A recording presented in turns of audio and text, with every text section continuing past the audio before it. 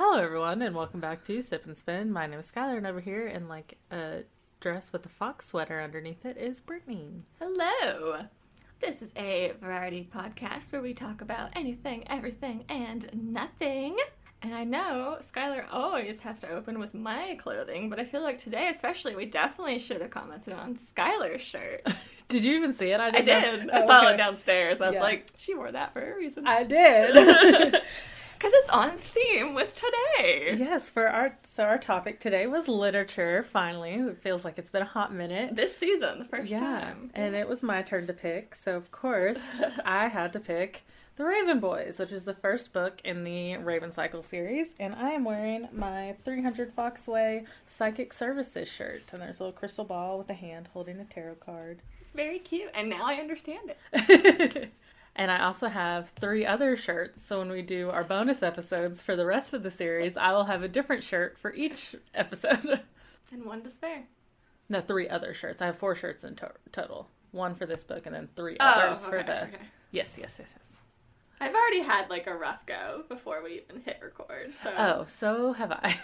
I just meant just in when I've been talking to you. I've already I don't know what is happening to me today. No, she had like, I don't know what she said, but it was a struggle. It was just a little stroke. But no, you've had a bad day? It's just been... rough. Yeah. It's fine. I get it. I woke up, so I have worked 7 10-hour shifts in a row this past week. That's a lot. And I also did not feel good last week, so I'm working 10-hour shifts 7 days in a row, on top of not feeling well. Why didn't you call in? Because the day that I felt really sick, we had a visit from corporate, so I kind of had to be there. Still, man, if you're sick, you're sick. So that's why we didn't record on time this week. We're still recording on time that the episode will be out in time, but we're not recording on our usual day because I felt like crap. It's my first day off, and I woke up early because I need a new skincare routine because my skincare is not working for me. Like, my face is red and splotchy, and I was wondering about the text you sent. I was like, I wonder if something was up, because I haven't heard you talk about any of that. Yeah, it's just my skincare has not been working out for me. Like, I have this spot right here that would be, like, bright red, and, like, it'd be flaky, and, like, anytime I touched it, it was just, like, dead skin, and, like, nothing I did was fixing it. So, my coworker was, like, hooking me up with because he is a, like, skincare specialist. So he was testing out the products because he knows I'm allergic to fragrances. So he was like, we were just going to test out, do like a morning facial to make sure the products set on my skin well. And then we did a nighttime facial before we came here. But anyways, I woke up early to do that. Then had to go downtown to get my fingerprints done. And then while I was downtown, I had 3 different phone calls and had to like run to the detective building and then go, and it was just, and I was still trying to read the book because I still hadn't finished it. Oh gosh. Because I've been working 7 10-hour shifts, and I was like, but I finally finished it, and then I almost got hit today because this idiot started pulling out, like, I was just driving down the road, wasn't speeding, but he just started driving out, and I like honked at him, which I don't ever use my horn, like it was, and then my car was yelling at me that I was out of gas, even though I had, when I stopped at the gas station to fill up, only 8 gallons. I still had half a tank. My gas sensor is broken. So that's that fun. Yes. It's just been such a fun day for me, and I'm so tired. I'm sorry. It's okay. Well, maybe this will either lighten it, well, hopefully it does lighten it, but also hopefully we can let you get rest quick. Oh, this will lighten it for sure. I'm excited. My heart is happy here. I can tell. Yeah, Skylar went all out with tabbing, books, and... I bought a brand new journal for this. It is a very cute journal. Do you know how many unused journals I have at home? But you had to get this. Yes, I had to get a new one. It's fair enough. Any excuse for me to buy a new journal, I'm like, yes. I do love a good new journal. I, too, have many unused journals. Well, I guess, what are we drinking also? Oh, we are drinking white wine, so I picked out Turning Leaf's Pinot Grigio. I've had it before. I like it. $8.99. I mean, it can't really beat that. Yeah, man. It's won over 500 awards, so it's not bad. It's a little on the sweeter side of a Pinot Grigio, but it's not, like, overly sweet. No. I mean, yeah, that's For Like $8.99. it's not a dessert wine or anything. Probably not like a morning wine or to put in your food wine. But I could see maybe like a lunch wine. yeah, like a lunch wine, early afternoon Late wine. lunch. But Yeah, it has that vibe. and then while I was downtown reading, I was at the distillery and I just drank Prosecco. Eh. Just straight up Prosecco. We've all been there. Prosecco's good. It is good. Because she had this peach wine, and I tried it without the Prosecco, and I was like, this is too sweet. But then she mixed it with Prosecco, and it was really good. Then instead of giving me peach wine with the Prosecco, she was like, do you just want straight Prosecco? I was like, yeah. Actually, yes. Actually, yeah, that'll be perfect. Well, how do you want to start this? I don't This is know. your baby. This so is I my really baby. am just going to let you really look at it. Okay, I guess we'll just start from the beginning. So, like, I'm going to give you just a little bit of background over the book, not too much, but so this is The Raven Boys. It's book 1 of the Raven Cycle series, which is a #1 New York Times bestselling series. There are over 1 million copies in print, and it has been published in over 28 languages. It's won many awards and received many accolades. It was written by Maggie Stiefvater and published on September 1st, 2012 through Scholastic Press, which is like a sub-company of Scholastic Inc. 2012, you said? Yes. I'm not staring or anything. I was just listening because I didn't know any of this. Oh, I was like kind of staring there, but I was also like just looking at the cover of the book. okay. Because I was Calm down. freaking out. I was like, what are you looking at? No. I was just listening. The first edition of the book, which is the book that I have, and it's got the same artwork as yours. The first edition of the book That's and a the little jacket different, was actually. designed by Christopher Stengel, and then the first edition jacket art was by Adam S. Doyle. And then the Raven Cycle audiobooks are narrated by Will Patton, a national treasure who is the love of my life. See, I do like that your cover has the ley line symbol on it. Mm-hmm. Mine does not. Ah. It just has smokes. This is the first edition of the book, just because I got it when it first came out. I was about to say, so did you read this in like 2012? Mm-hmm. So what drew you to it? Or like, did you know anything about it? Or you just picked it up on a whim? Like, what started your love of Raven Boys? No, so my mom, we do a lot of like Books A Million trips and just like buy a lot of books, and my mom just happened to like see these books and she's like, these kind of look cool, and she bought them because that's what we do in our family. I mean, hey, yeah, same. Every time I go to Books A Million, I spend at least $200. It's kind of a hot mess. That's why I don't go to Books A Million if I don't have to. And most of the time I still go. It's not because I have to. I never have to go there. But yeah, so we bought the books, and I didn't start reading them first in 2012. I think I was like a sophomore in high school, and I was just like reading them. Like at this point, I think the first 3 were out, and I was just like reading them, and I just really, really liked them. I remember really liking them, but after a while, after I went to college, I kind of got out of reading. Mm-hmm. But when I came back from college, I wanted to get back into reading because I was like, I haven't read in a while. And I was like, you know what? I haven't read in a hot minute that I don't remember a lot of. And especially because I never actually read the last book. Mm-hmm. Like, I had not read The Raven King yet. And I was like, I'm going to reread The Raven Cycle. I'm going to read all the books that I've already read just to refresh my memory so I can read the last book. Yeah. And then I did, and I have been like, obsessed ever since. Read it 7 times and listened to it on audiobook 12 times, like ever since then. See, I always think that's really interesting to know, especially if it's something you feel like so strongly about. Like, how did it start, or when did it start? So yeah, because I was the same when I was in college. I felt, because I loved reading in high school, but then I just kind of fell out of it because I just got too busy and all that. And so I think that's also why I missed these. It's because 2012 I was at college, like I was already in college, so I didn't know any of the new hit books in the YA universe. Like, I completely missed this series. Yeah. And I didn't get back into reading really until like last year, so there's a lot of shit I've missed.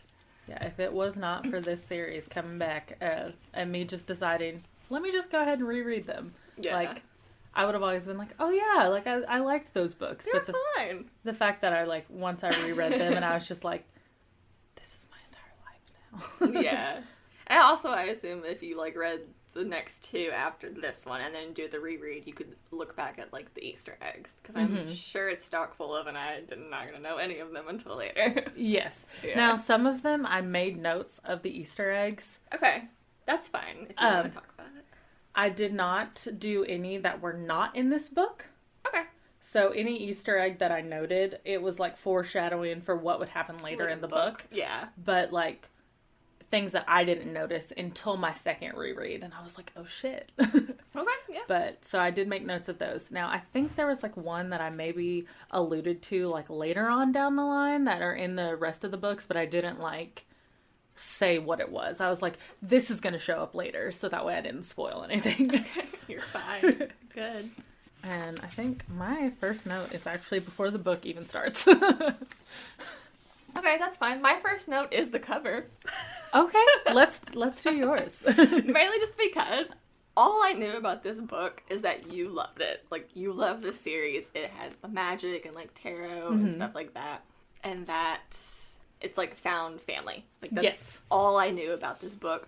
So when I saw the blurb on my cover, I was like, what? This is what it's about? Because it says, if you kiss your true love, he will die. And I was like, I did not know this is where this was going. And then I have another look, like, I mean, obviously I was reading, that plot kind of got lost into a whole different plot I didn't see coming. So, like, I went in so blind in this book, I felt like, what the fuck is happening? Like, I was not expecting the two plots. I was like, okay, cool. It's like when people are like, when I tell people I love the Raven Cycle, they're like, oh, cool, what's it about? I'm like, I'm like, that's a great question.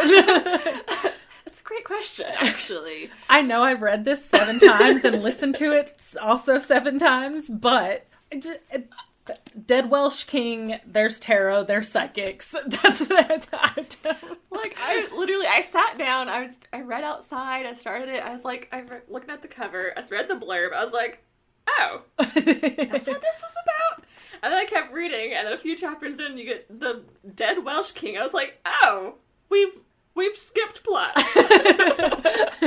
And then just, like, kind of did a weird little throwback to this plot every so often. I was like, okay, man, I'm here for it. I'm a little confused, but I'm here for it. You're a little confused, but you have the spirit. I like your funny words. But that was my first, because I just thought it was funny. I was like, I legit know nothing about this book. Yeah. People are like, what's it about? I'm like, And that doesn't usually happen anymore. Like, I know what I'm going to read. Especially because it's usually from, like, TikTok reviews. So people, like, spell out the plot for you, you know? Mm-hmm. Or it's wildly, really popular at the moment. But this one, it's, like, one of the first blind reads I think I've done in years. And I was like, interesting. Was it fun? That was fun, yeah. It's nice not knowing, other than, like, just guesses made along the way, like, for sure, where the story was going. I still don't know how it ends, so, like, I'm into it. Just wait till we get through the series. There's gonna be so many things you're like, what the fuck?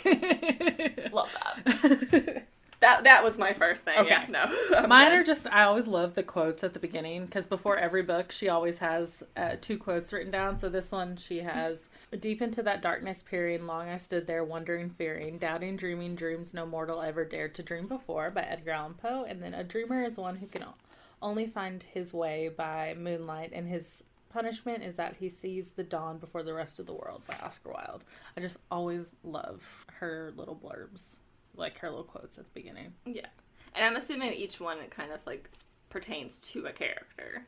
Like, each, like, if she does that through every book, I'm sure each one, like, lays into one character more so. Yeah, it just kind of lays into the book, so to speak. I don't have any specific notes on the prologue. I just have, like, a little, like, rundown of what happens in the prologue. Do you have anything? I mean, I'm fine to do it that way, and then I can just jump in. So, yeah, like I said, I mainly just focused on reading, and then, like, my other thing is, again, this ties into, like, not knowing. I didn't know where we were until, like, page 18 when it mentioned Virginia, because I thought we were in Europe. I gotta be honest. I also think I don't know if there's a UK version and an American version of the book. I think I have the UK version. Oh. So they keep using, like, British slang for, like, boot for trunk. Uh-huh. And the spelling, like, colors is spelled different. And then there's, like, some other terms. So I legit thought we were chilling in the UK. Yeah, and then I see Virginia, and I was like, wait, what? We're in Henrietta, Virginia. These people have country accents, not British. I was so confused in the beginning, to be honest. I just felt like I was getting slapped. I was like, okay, this is the plot. No, this is the plot. We are not in Europe. I need a Virginian accent. Oh, God. So I love that. It was just me just being dumb for, like, a good few chapters. And until I was like, I think I know what's going on now. And then I was like, oh, of course I don't know what's going on. No, and then a few chapters later, you're like, nope, I have no clue what the fuck is happening right now. So if that sounds fun to you, I mean, it was entertaining. But yeah, I just legit thought we were in Britain or something, and I was like, okay, cool. So I think I just brought the UK version, because it also only has the pound price on the back, not the American price. And I'm like, okay, I think this is also the UK set. Great. Good work.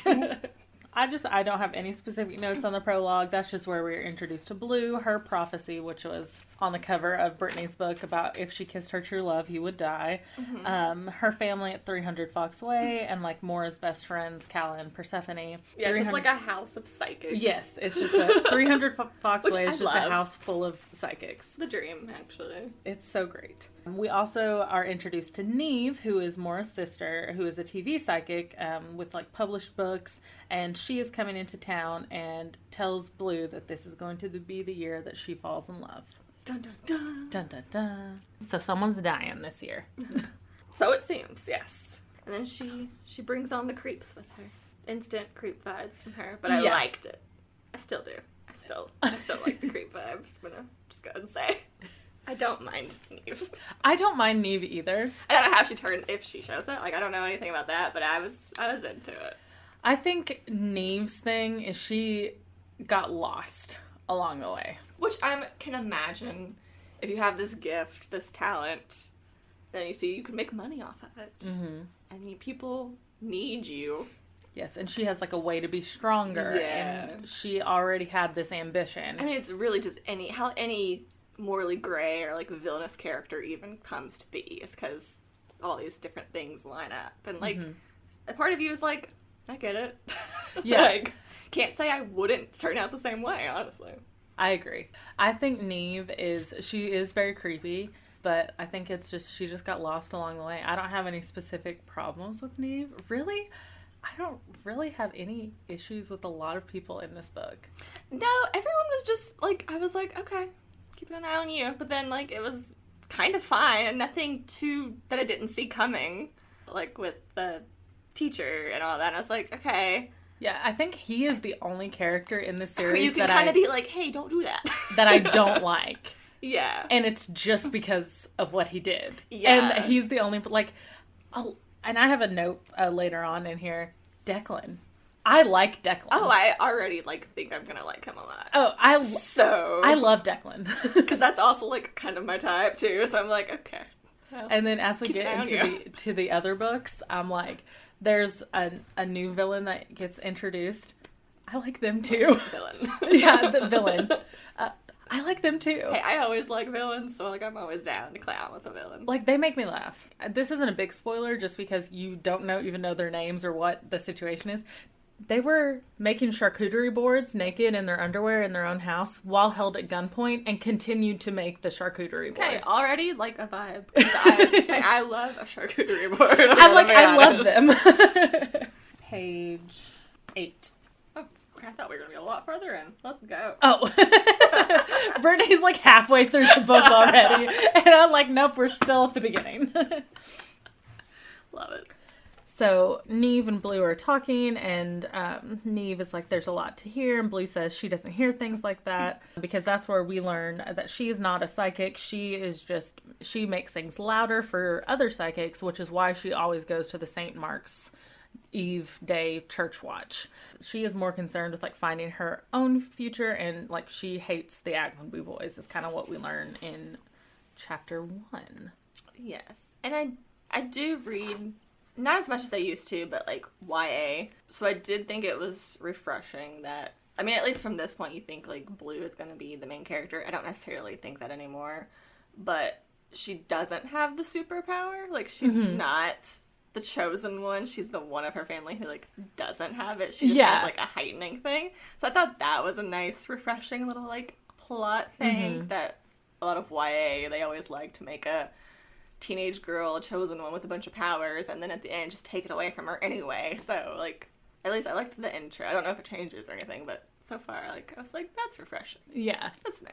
And she has her own ambitions, and she, even though she's not psychic, she knows, like, she just is interested in going out and finding her own future. She's just vibing. She wants to be, like, a tree studier. Yeah. I don't know what the word for that is. I feel like there is, and I've heard it, but I could never tell you what it is. On page 10, Blue sees Neve drawing something in the dirt, and it's the same drawing that Mora was drawing on the shower walls. This symbol. We still don't quite know yet what this symbol is. That comes up later. But now she sees that both Neve and Mara are drawing the symbol. Which would be something to note if you were in a house with psychics, I imagine. Yes. And the church watch is where they take the names of people in town who are going to die in the next 12 months. A little morbid, but also, that's like, just a service they provide, like, for people in town. Did you say just, like, damn? Yeah, because you have to think, like, she's 16 and she's been doing this for most, if not all of her life, and she's writing down the names, so, like, she knows as a child, like, if she hears someone's name that it matches, she's like, oh, you're gonna die this year. That's like heavy on someone's heart, I would imagine. It'd be rough going. And I had to keep telling myself, I was like, because I think, I did like the book, but I do think I might be a little too old for my first intro to it, but I still enjoyed it. So I had to keep reminding myself, like, oh yeah, these are like 16-year-olds. They're so little. So little bittle. But it's a lot for someone so young to be like, okay, you're gonna die. I'm like, oh, great. Fun night out. Just once a year, just the big holiday of the year is just going out and learning the names of people who are going to die this year. Yeah. Which I did have to look it up because I wasn't sure. That is a real holiday. St. Mark's. St. Mark's. I was like, oh, I was wondering if this was real. It is. But it's different in every country. Same day, but it's like for different reasons. I was like, that's interesting. That's cool. I like that. And they can only be seen on the church watch if they were born in Virginia. It's not like people from all over the world. Because I feel like that would be a lot. That would be a lot. They would be there for many nights. It would not be just one night. And then Neve is having trouble getting one of them to respond.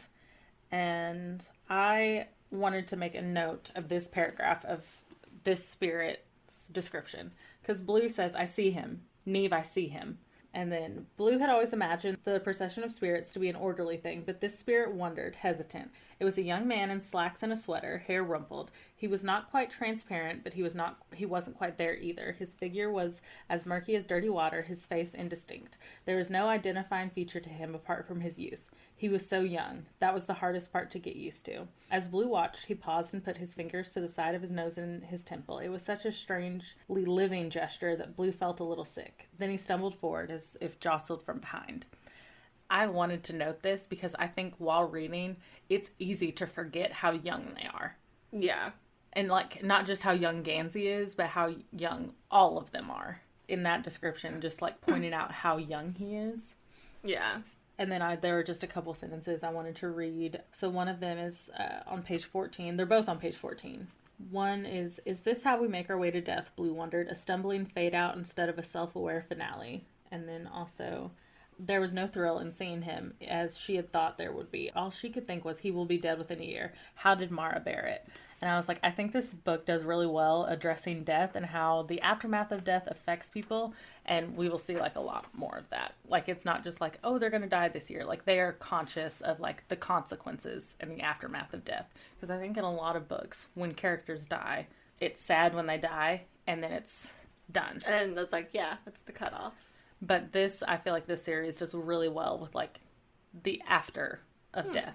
Not only with the spirits, but also in, like, grieving processes and how this death affects people beyond the actual death. Yeah. This book, it's very well written. I do like how it's written. And it's very, like, very serious, but then also not serious at the same time. Like, it's serious when it needs to be, and then there's, like, things that can make you laugh, and then there's things that'll make you cry. Is the first book a book that makes you cry? No. Okay. I was just curious. Now, while I was reading, I did tear up, and I made a note of that, and I said, and I don't know why, because this is, like, not a part to tear up at. Well, my next question was going to be, is that because it relates to something that happens later at all? Like, if it's in, like, a retrospect, like, you know, like if you know where this is going, does it make you, like, tear up now reading it? Okay, that's good. No. I didn't either, so that's why I was just like, I was wondering if this was one of the ones at all. If so, if it was because you just know what's going to happen, I'd be like, oh, okay. I liked the description a lot of the way she saw his spirit of, like, his shoulder soaked and the rest of his clothing was rain spattered from a storm that hadn't happened yet, and talking about his, like, hair, how young he looked. Mm-hmm. Then she asked him his name, and he says Gansey, and she says, is that all? And Gansey says, that's all there is. Mm-hmm. And then she was like, he fell to his knees, and Blue was like, Neve, he's dying. And Neve goes, not yet. And Blue was like, why can't I see him? Neve replies with, there are only two reasons a non-seer would see a spirit on St. Mark's Eve, Blue. Either you're his true love, or you killed him. Which for Blue could be both. Yeah. Or both. And then my next point is on chapter 2, the very next page.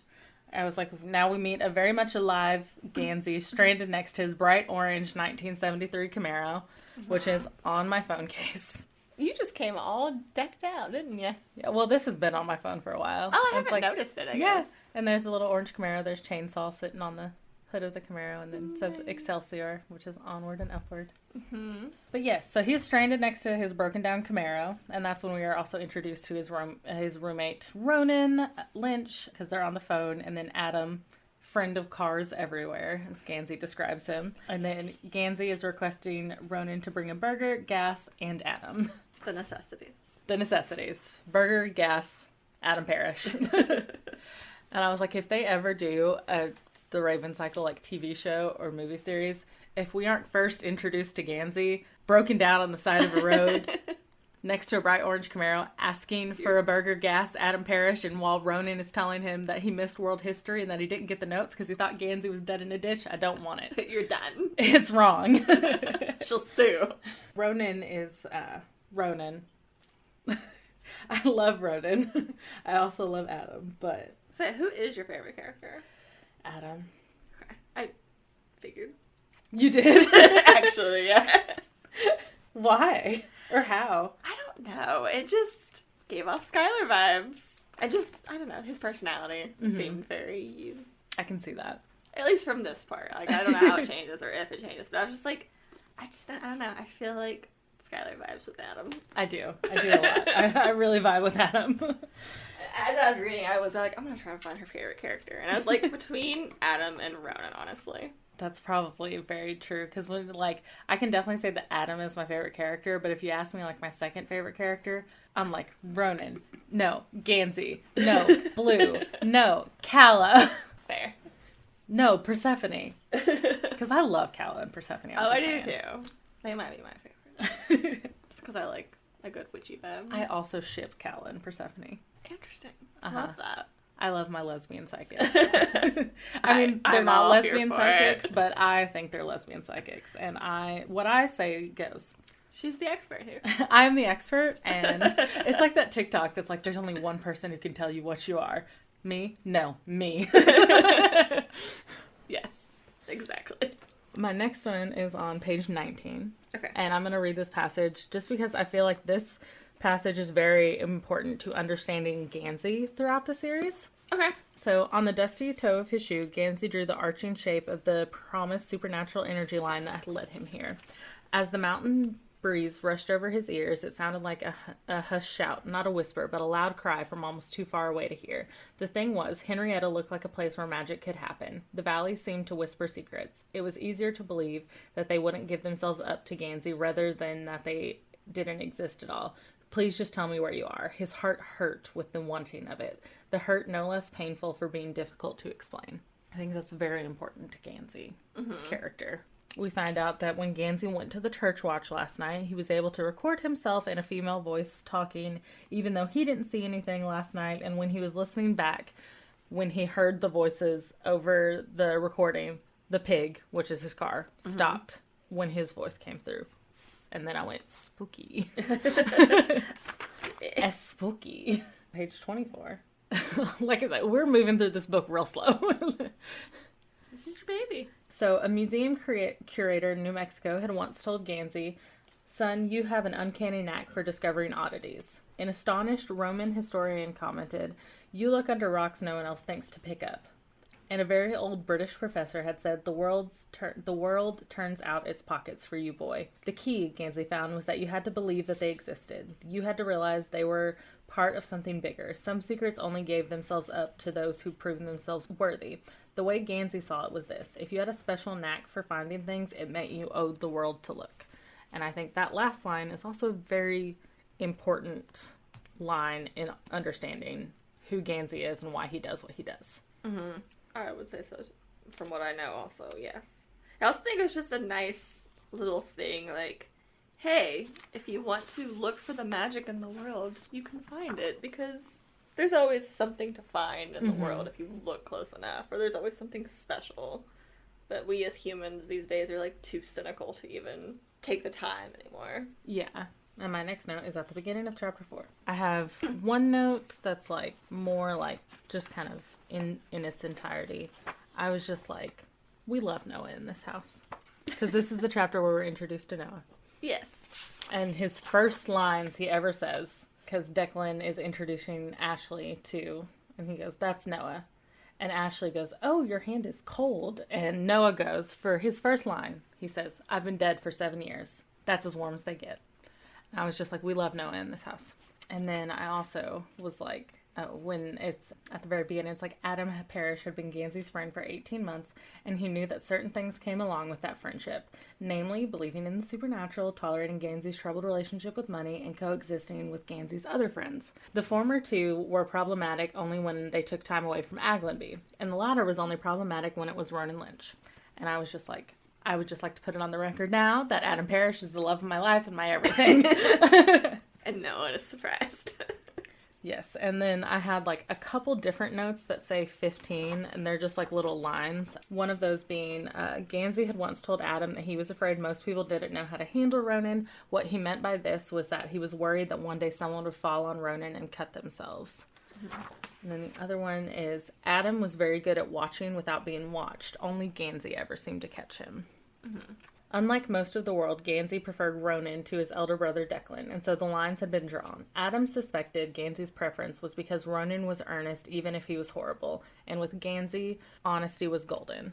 Ronan's expression was still incendiary. His code of honor left no room for infidelity, for casual relationships. It wasn't that he didn't condone them, he couldn't understand them. And then my note was like, I think there's so many little comments / lines that really give you a feel for the characters. I am someone who, I've always been character driven, over plot driven. So in this series especially, there are like wonderful character notes, even though there's small lines that make you feel like you know them. It's like the same with locations. Like in these books, when she's describing like where they're at, I can like see it. Yes. And that's what I really like with like the characters as well, is it's very character driven. It's like you feel like you know them. Mm-hmm.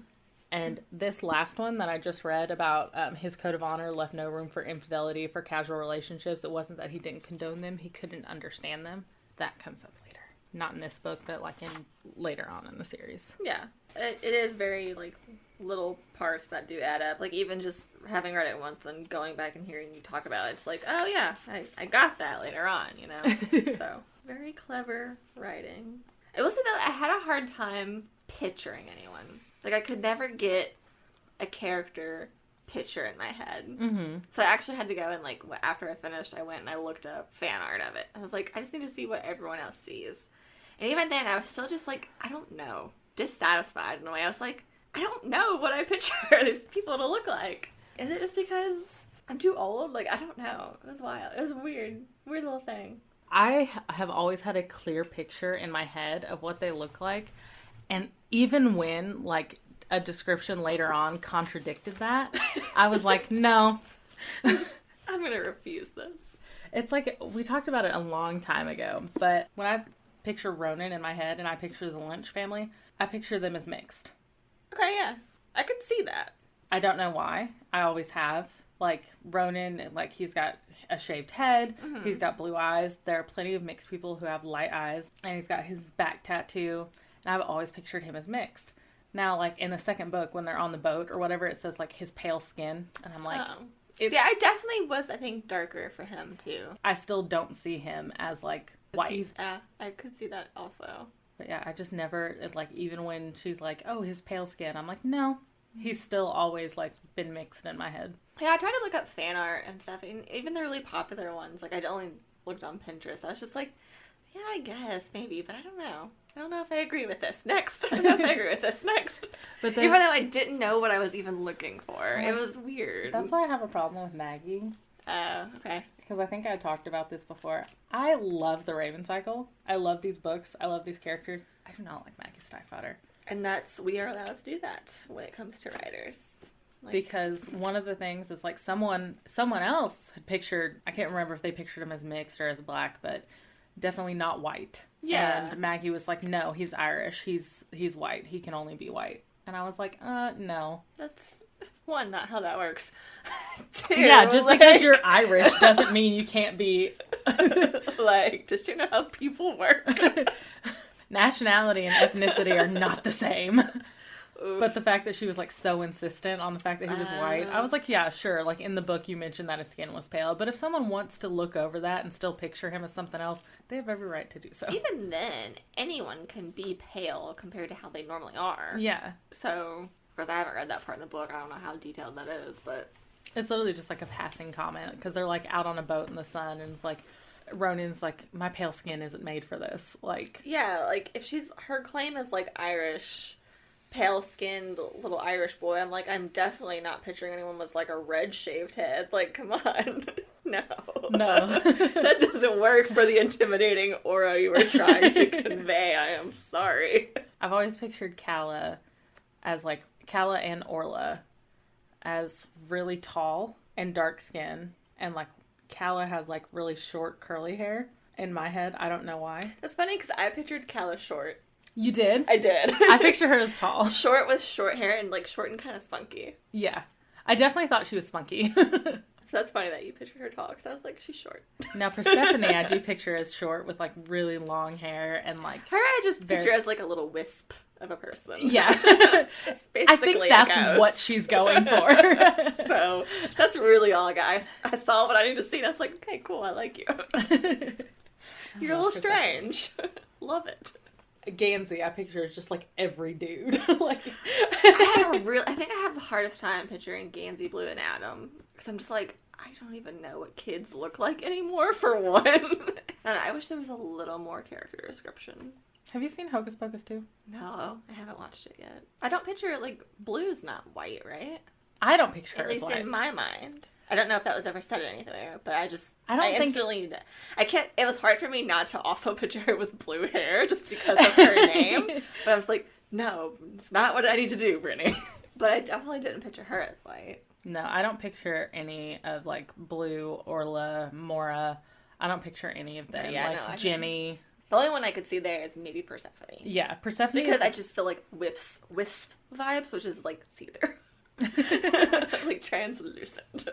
I'm trying to find, like, a good picture, because this is, like, there's one picture that I've seen of him that I'm like, this is Adam. Mm. Like, without the facial hair. And more freckles. Much older than I would have pictured Adam. Yeah, but, like, the, like, kind of, like, tossed hair and, like, just without the facial hair and, like, a lot more freckles. Okay, interesting. But I think Adam fan art is really good. Adam fan art pretty much hits it on the head. I thought everyone's Noah fan art was very cute. Oh, I love Noah. Okay, and have you ever seen Dead Poets Society? Oh, yes, of course. Okay. Which I think that was the most thing I could picture as any of, because it's like, you know, schoolboy, so. So Neil, the guy that plays Neil. Yeah. I can't think of the actor's name right now, but he was in House. Yeah, I don't know his name either. But I know who you're talking about. But when he was, like, young and in Dead Poets Society, that's what I pictured Gansey to look like. That checks out. Same vibes. Robert Leonard. Name didn't really help me much at all. It's not what I thought it was going to be. was like, oh, I know who this is. I don't think I do. This guy. Yeah. So when he was like young and in Dead Poet Society, I'm like, that's what I pictured Gansey looking like. Definitely similar vibes also character-wise. Yeah. So that makes sense. That was the one thing I really was stuck on, I think. It was just like picturing the characters as I was reading, but it's also not focused on it that much. Mm-hmm. Mainly Blue. I think Blue is the one I have the hardest trouble with. Which throws me because it's usually not a girl character that I have the trouble with. Yeah. But I think it's just because I wanted to give her blue hair, but it's like, that's not right, Brittany, stop. No, yeah, she's got like the short dark hair that's got like frays everywhere because it's short and she tries to pull it back and then she has to clip it. Yeah. As long as she has just tons of barrettes in her hair, I'm like, that's all that matters. That's fair. I feel like it's crucial to her. That is pointed out a couple of times. Okay, so my next is on page 55, where the teachers are all talking, like Welk, Milo, the secretary. Yes. Brings up St. Mark's Day, and that's where we learn that Welk and this Cherney character, who at this point we don't know who Cherney is. And Welk is their Latin teacher. Yes. I want to not just throw a name out there. Yes. Welk, their Latin teacher, and Cherney had looked for the same thing as Gansey, and Cherney had actually died for it. Mm-hmm. Which, I don't guess we've actually just said what Gansey is looking for. Maybe we should. We, talked about, dead Welk, but we didn't say anything else. Yes. We just, fine. I'm just like, this is common knowledge. Everyone knows this. Everyone knows what Gansey's looking for. Would you like to explain what Gansey is looking for? I don't know if I can, as well as you. I mean, I have, my next note after all that you've just talked about is the journal thing of Gansey's about. But essentially he's looking for a dead Welsh king, which is when I was reading and this plot popped up. I was like, was not expecting a treasure hunting, long sleep old kings type quest storyline to suddenly appear. So yeah, it gets very treasure magic hunty, very King Arthur, Sir Lancelot looking for the Holy Grail type of thing. Which they do connect it to several times. It's very, you can tell that's the vibe. Mm-hmm. But it said, if you find this king, he will grant you a wish if you awaken him. Mm-hmm. And that's been, his young life's quest. 'Cause he's so young. What's the king's name? I don't know. Glendower. Yes. I mean, I knew it, but I did not have it written down. Yeah. Or in Welsh, Owain Glyndwr is how you would say it. And then in English, Owen Glendower. So that's who they're looking for. And Gansey believes he is on the ley line. Mm-hmm. So that's why they're connecting all these energy roads, these corpse road, the spirit paths, the ley lines, many names for it. And he believes that Glendower is buried somewhere on the ley line. Mm-hmm. And the ley lines end up being the symbol that everyone was just casually drawing. And I like how it's every chapter, it's around. On yours. Yeah. Oh, is it not on yours? No, I just have the smoke still. Smoke and a raven. Ah. Yeah. I've got the little lines. It's smoke and a raven on this and on my cover, and then you get ley lines on I get cover. the ley lines. Yeah. First edition perks. I guess so. And those are the crucial. That's gonna be the crucial part of my tattoo, and they're gonna be done in the paintbrush style of the tattoo. So instead of it just being a line, they're gonna use the paintbrush, so it's gonna be kind of it's painted on. But I know you've shown it to me before, but now I can actually understand it. Yeah. Yes. Very nice. So in this next chapter, they are at Nino's Pizzeria, where Blue works. Mm-hmm. There's a little bit of an interaction there. Does not go very well. No. No, not at all. I mean, it's not really the first meeting a lot of people would like to have with someone. No. And I just love in this chapter is Blue's description of them from her point of view, like how she describes Noah and how she describes Adam and everything. Because when she says Blue largely against her will glanced to the booth he pointed to, 3 boys sat at it. One was smudgy, just as he said, with a rumpled, faded look about his person, like his body had been laundered too many times. The one who'd hit the light was handsome, and his head was shaved, a soldier in a war where the enemy was everyone else. And the third was elegant. It was not the right word for him, but it was close. He was fine-boned and a little fragile-looking, with blue eyes pretty enough for a girl. One of the many things I love about this series is when a certain character's POV, the description or, like, how they think about the other characters, especially with Blue and, like, the boys, like, every Gansey point of view is just him being absolutely in love with all of his friends. Like, you get Gansey's thoughts about, like, Ronan, about Adam, and he's just like, you're in love. Yeah. In the next chapter on page 68, Gansey and Adam are talking about, like, the ley lines. They're talking about energy and, like, trying to come up with theories, ideas. And the whole time they're talking, Gansey is just thinking about, like, how to get Adam to sleep, but without causing a fight. Yeah. He's like, maybe I could tell him that his grades are going to slip. Maybe I could... He's like, no, Adam would see right through that. Yeah. Next is on page 73. Okay. 73. Sorry, the numbers are really small. The page numbers are really small. It's also very weird lighting in here. And this is kind of like a long passage, but I don't really like want to read the passage. But it's just a note that I made on this passage. And it's like, I think the relationship between the members of the Lynch family is very, very interesting to me. Oh, yeah. Their whole family dynamic is one of the, like, fascinating parts of this series, like, to dissect their relationship. And I also think it's very important to note their dynamic as the story continues, especially in the Dreamer trilogy, which is the spin-off series after this one. So when you get to that series, dissecting their relationship even more in depth because it's focused on Ronan, like this series centers around Ronan. So you get to see a lot more of it. And I also think it's very important to note that Declan may be an asshole, but he's not a bad guy. I like Declan. Yeah, I mean, that's what we said in the beginning, yeah. I don't know if it's because I'm, like, an older sibling or, like... Yeah. I mean, I never disliked him. Mm-hmm. I don't really know him. We saw him in, like, a couple of chapters. That was it. And one of them, he's getting in a fist fight with Ronan, so... Yeah, so... I was talking to my mom earlier, because she's reading them right now, and she was, like, talking about Adam, and she doesn't like Adam. Which upsets me greatly. Oh, no. Why doesn't she like him?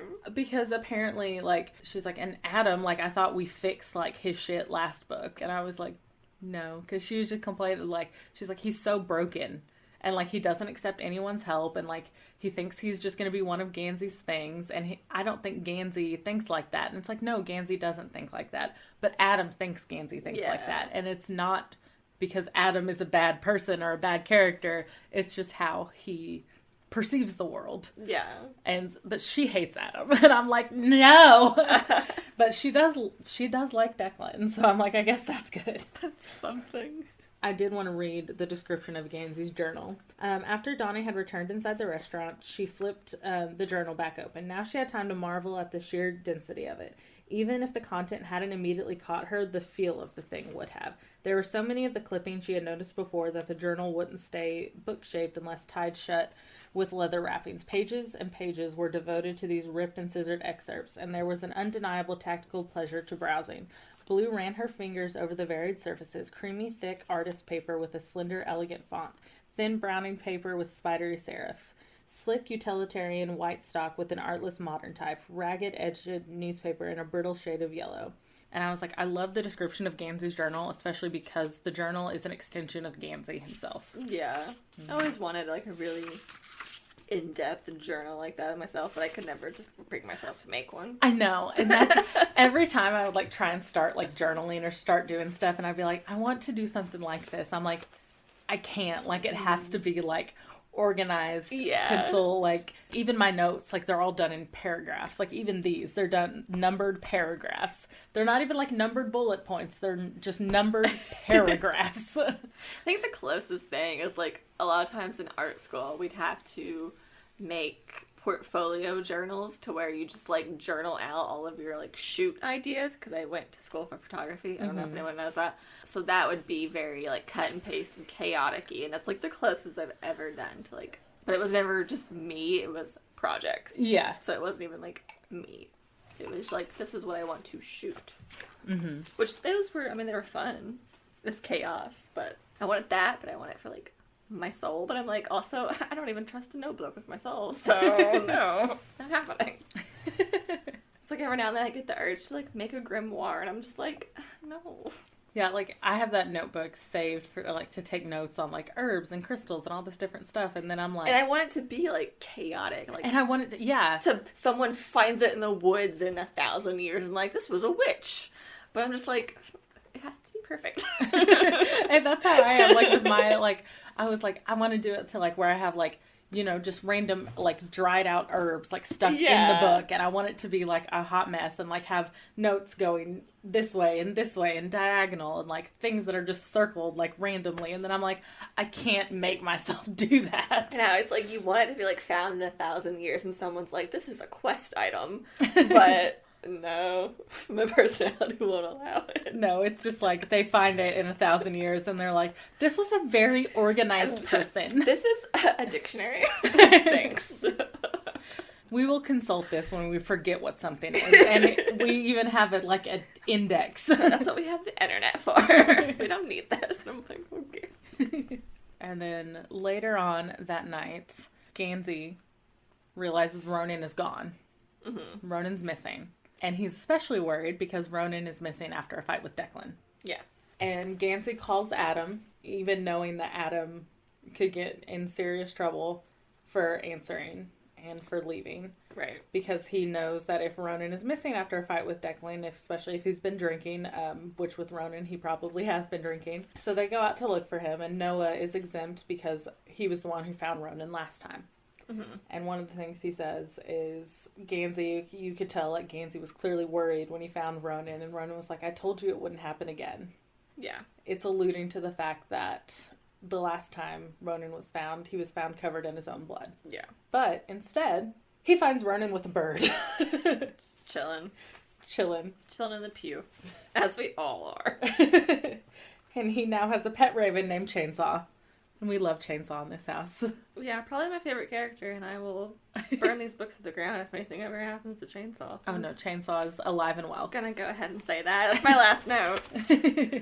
Also, I'm gonna be real mad if anything ever happens to Chainsaw. No, Chainsaw is alive and well, do not worry. Right. Chainsaw is thriving. That's really all I care about is animals. When I get an animal character, pet, with a name, I'm like, okay, this is my new precious being. This is all that matters.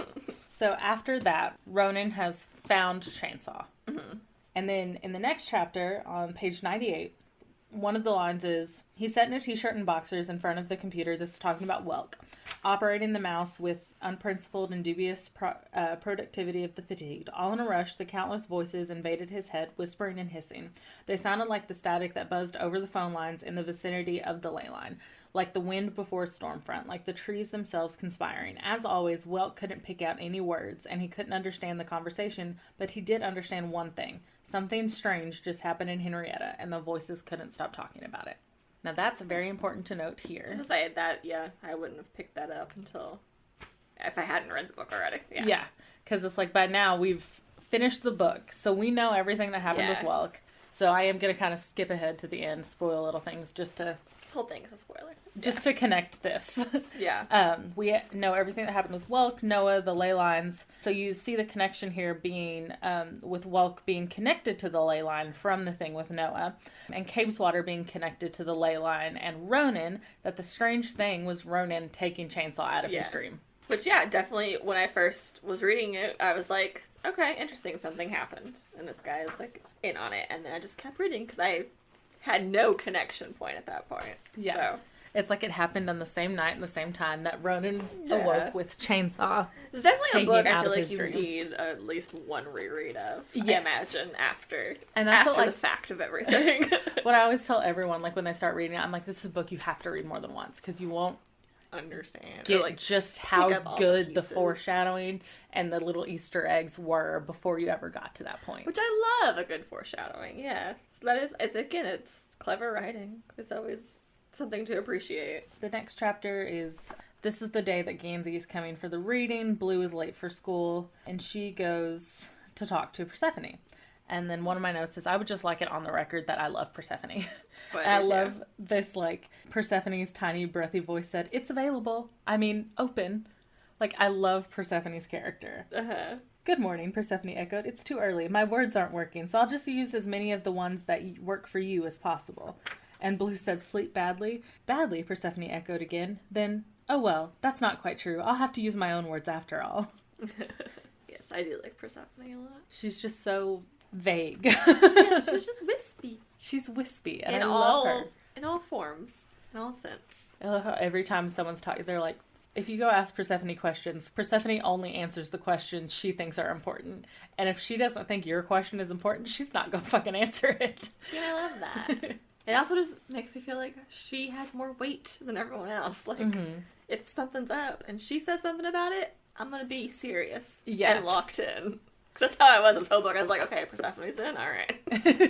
It's like every time, like, Mora will say something, Calla will say something, they both look to Persephone. Yeah. They're like... And it's like her word is the final, like... And then my next note, because they're talking about the journal, Persephone said, it's very nice. And Blue was like, it's not mine. And Persephone's like, well, I can see that. And Blue was like, why do you say that? And she was like, this is clearly a boy's journal. Also, it's taken him forever to find this thing. You would have already found it. As Blue had, Persephone ran her fingers over the varying grains of the paper. She realized Persephone was right. If the journal had been hers, she would have just copied down the information she needed rather than all this cutting and pasting. The fragments were intriguing but unnecessary. Whoever put that journal together must have loved the hunt itself, the process of research. Which I took a note because I was like, love the hunt itself, the process of research. Once again, something important about Gansey, about like who Gansey is this whole thing. He does love the hunt. He loves the research. To him, that's one of the most important things, is like the longing. Yes, he wants to find it, but his whole thing is about the earnest looking. The wanting. This is just a whole note on this chapter about Gansey going to pick up Adam. Okay. Just because I was saying how this whole chapter, like, nothing really happens in this chapter, but I wanted to note it because, once again, with chapter 12, you can see that the Raven Cycle is very character-driven over plot-driven, which, like I already said, like, I personally love. Like, that's, like, chapter 12 is a good chapter if you like characters over plot, so to speak. Yeah. So then we have a whole chapter of Welk going to see the psychics, and they're like, get the fuck out. They're not vibing. No, they do not like him at all. Which, fair. He's giving off some incel vibes. I'm picking up really sketch vibes. Mora's like, I hope he never finds what he's looking for. Yeah. And then she tells Blue, if you ever see that man again, you just walk the other way. No, Calla corrected. Kick him in the nuts, then run the other way. Yeah. And then chapter 14, Helen and Gansey are talking, which is Helen's sister, and he's going back. Helen is Gansey's Gansey's older sister. Yes. What did I say? I don't know what you said.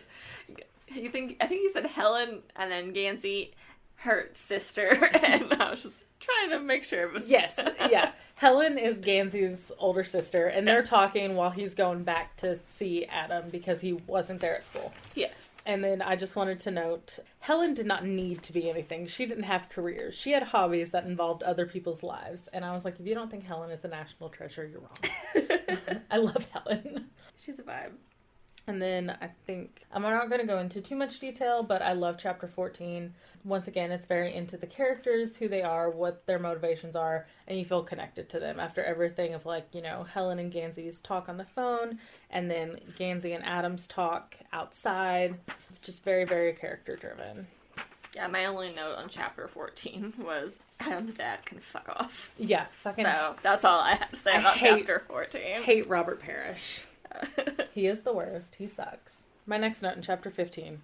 Gansey's late for the reading, but this is the day of the reading, so they're all trying to get to this reading. And then Mara is like, maybe I accidentally told him tomorrow afternoon instead of today. Persephone murmured, that is always possible, and said, perhaps I will make a pie. Blue looked anxiously to Persephone. Pie making was a lengthy, loving process, and Persephone did not like to be interrupted during it. She wouldn't begin a pie if she really thought Gansey's arrival would interrupt her. Mora eyed Persephone as well before retrieving a bag of yellow squash and a stick of butter from the fridge. Now Blue knew precisely how the rest of the day was going to go. Persephone would make something sweet, Mora would make something with butter, eventually Calla would reappear and make something involving sausage or bacon. It was how every evening went if a meal hadn't been prepared and hadn't been planned in advance.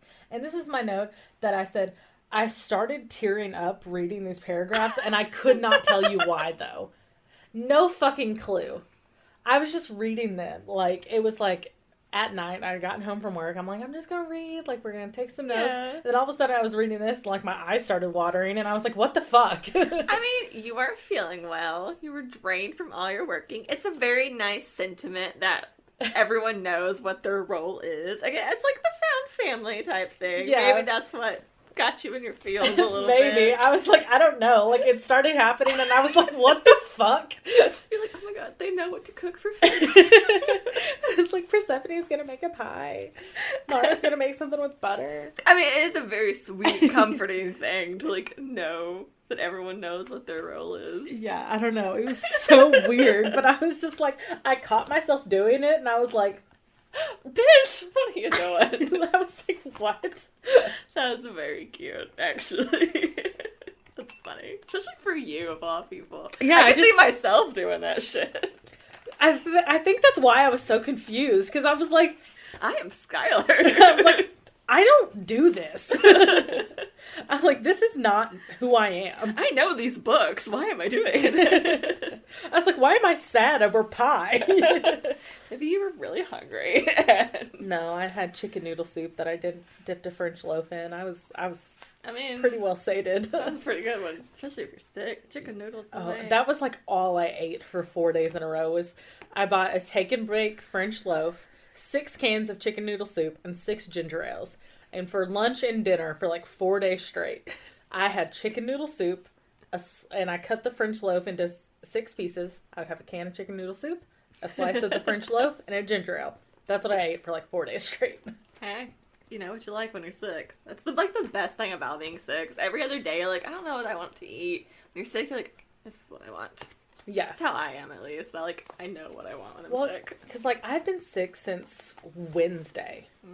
All the way up until, like, Saturday. Like, Yeah. Sunday, I was still, like, not as good. Like, I still wasn't good, but I was better. Yeah. Whereas, like, Wednesday and Friday was the worst. I knew Thursday I wasn't feeling good, and I probably shouldn't have gone to karaoke, but I went anyways. I'm sure that didn't help your Friday, then yeah, no wonder you were the worst on Friday. Yeah, because I was also really tired. But we had a visit that day, so I couldn't call in. But I woke up, and I hadn't eaten since 3. I had my lunch at 3 p.m. on Thursday. Or no, 4 p.m. on Thursday. Woke up Friday feeling sick to my stomach. Didn't even drink my coffee that day because I was worried I wasn't going to be able to keep it down. Every time I moved, I got the feeling that I was about to throw up. Didn't have a fever, so I still had to go to work because I couldn't call out because then they'd be like, why are you calling out? I'd be like, well, I don't have a fever, so still had to go. But then I didn't eat again until 3 p.m. on Friday. So I went 23 hours without eating because I was worried that I wasn't going to be able to keep it down. And I was like, the only thing I even can think about stomaching right now is chicken noodle soup. Yeah. Well, I'm glad you eventually did, but take care of yourself. God. Page 142, it's at the very beginning. Only Calla and Ronan remained standing, and they regarded each other warily. And I said, one of the things I love about the Raven Cycle is Calla's consistent animosity towards a 17-year-old Catholic gay farmer. Like, she is beefing with Ronan all the time. She cannot stand him. And I think it's so funny, because she's Calla. And he's a 17-year-old Catholic gay farmer. And they do not get along at all. I mean, I know what you're talking about, but I cannot find it. I think our page numbers are different. Oh, maybe. But yes, I liked that part a lot. So I know. I think that's also when I was like, I just pictured her short and stubborn in this scene. So that's why I got the short vibe, I think. Like, everyone else is set around the reading table, and both of them are still standing up, and they're both like cats with the hair on the back of their, like, cats with their hair standing up. Yes, I did. Bad vibes. That was interesting. But it, like, shows up a couple times more. It's just, like, Calla just beefing with Ronan. I'm like, girl, why? I think it's so funny. And then I said, I'm not going to delve too much into the reading scene, but I do think there's important things to note there. Like, one, Gansey is Adam's brother, which I think we could already tell, because, like, when she said, like, your brother, even though Adam was like, I don't have a brother, like, he looked at Gansey. The other thing that I wanted to point out is, like, Gansey was polite. When Gansey was polite, it meant he was powerful, whereas when Adam was polite, it was him giving power away. And then my other part was Ronan and Calla. Yeah. And I just think that those are important things to note for the reading. And then my next one is at the end of chapter 15. Okay. Yeah, that's where I'm at. Okay. I think that was really the only note I had from chapter 15. At the end? Okay. Do Just you want to I mean, no, go ahead, because only now do I know what it means. Okay. Well, After finish. It was another one that a reread was needed. Yes. But I did write it down because I was like, what does this mean? How is he more Raven and creating? Calla rubbed her fingertips together as if she was wiping the memory of Ronan's tattoo from them. It's like scrying into that weird space. There's so much coming out of him, it shouldn't be possible. Do you remember that woman who came in who was pregnant with quadruplets? It's like that, but worse. He's pregnant? Blue asked. He's creating, Calla said. That space is creating too. I don't know how to say it any better than that. And I was like, once again, foreshadowing. Now that we know that Ronan took Chainsaw out of his dreams, we can see what Calla meant here. Calla probably understands Ronan more than most people in the book. I feel like Ronan and Calla are parallels of each other.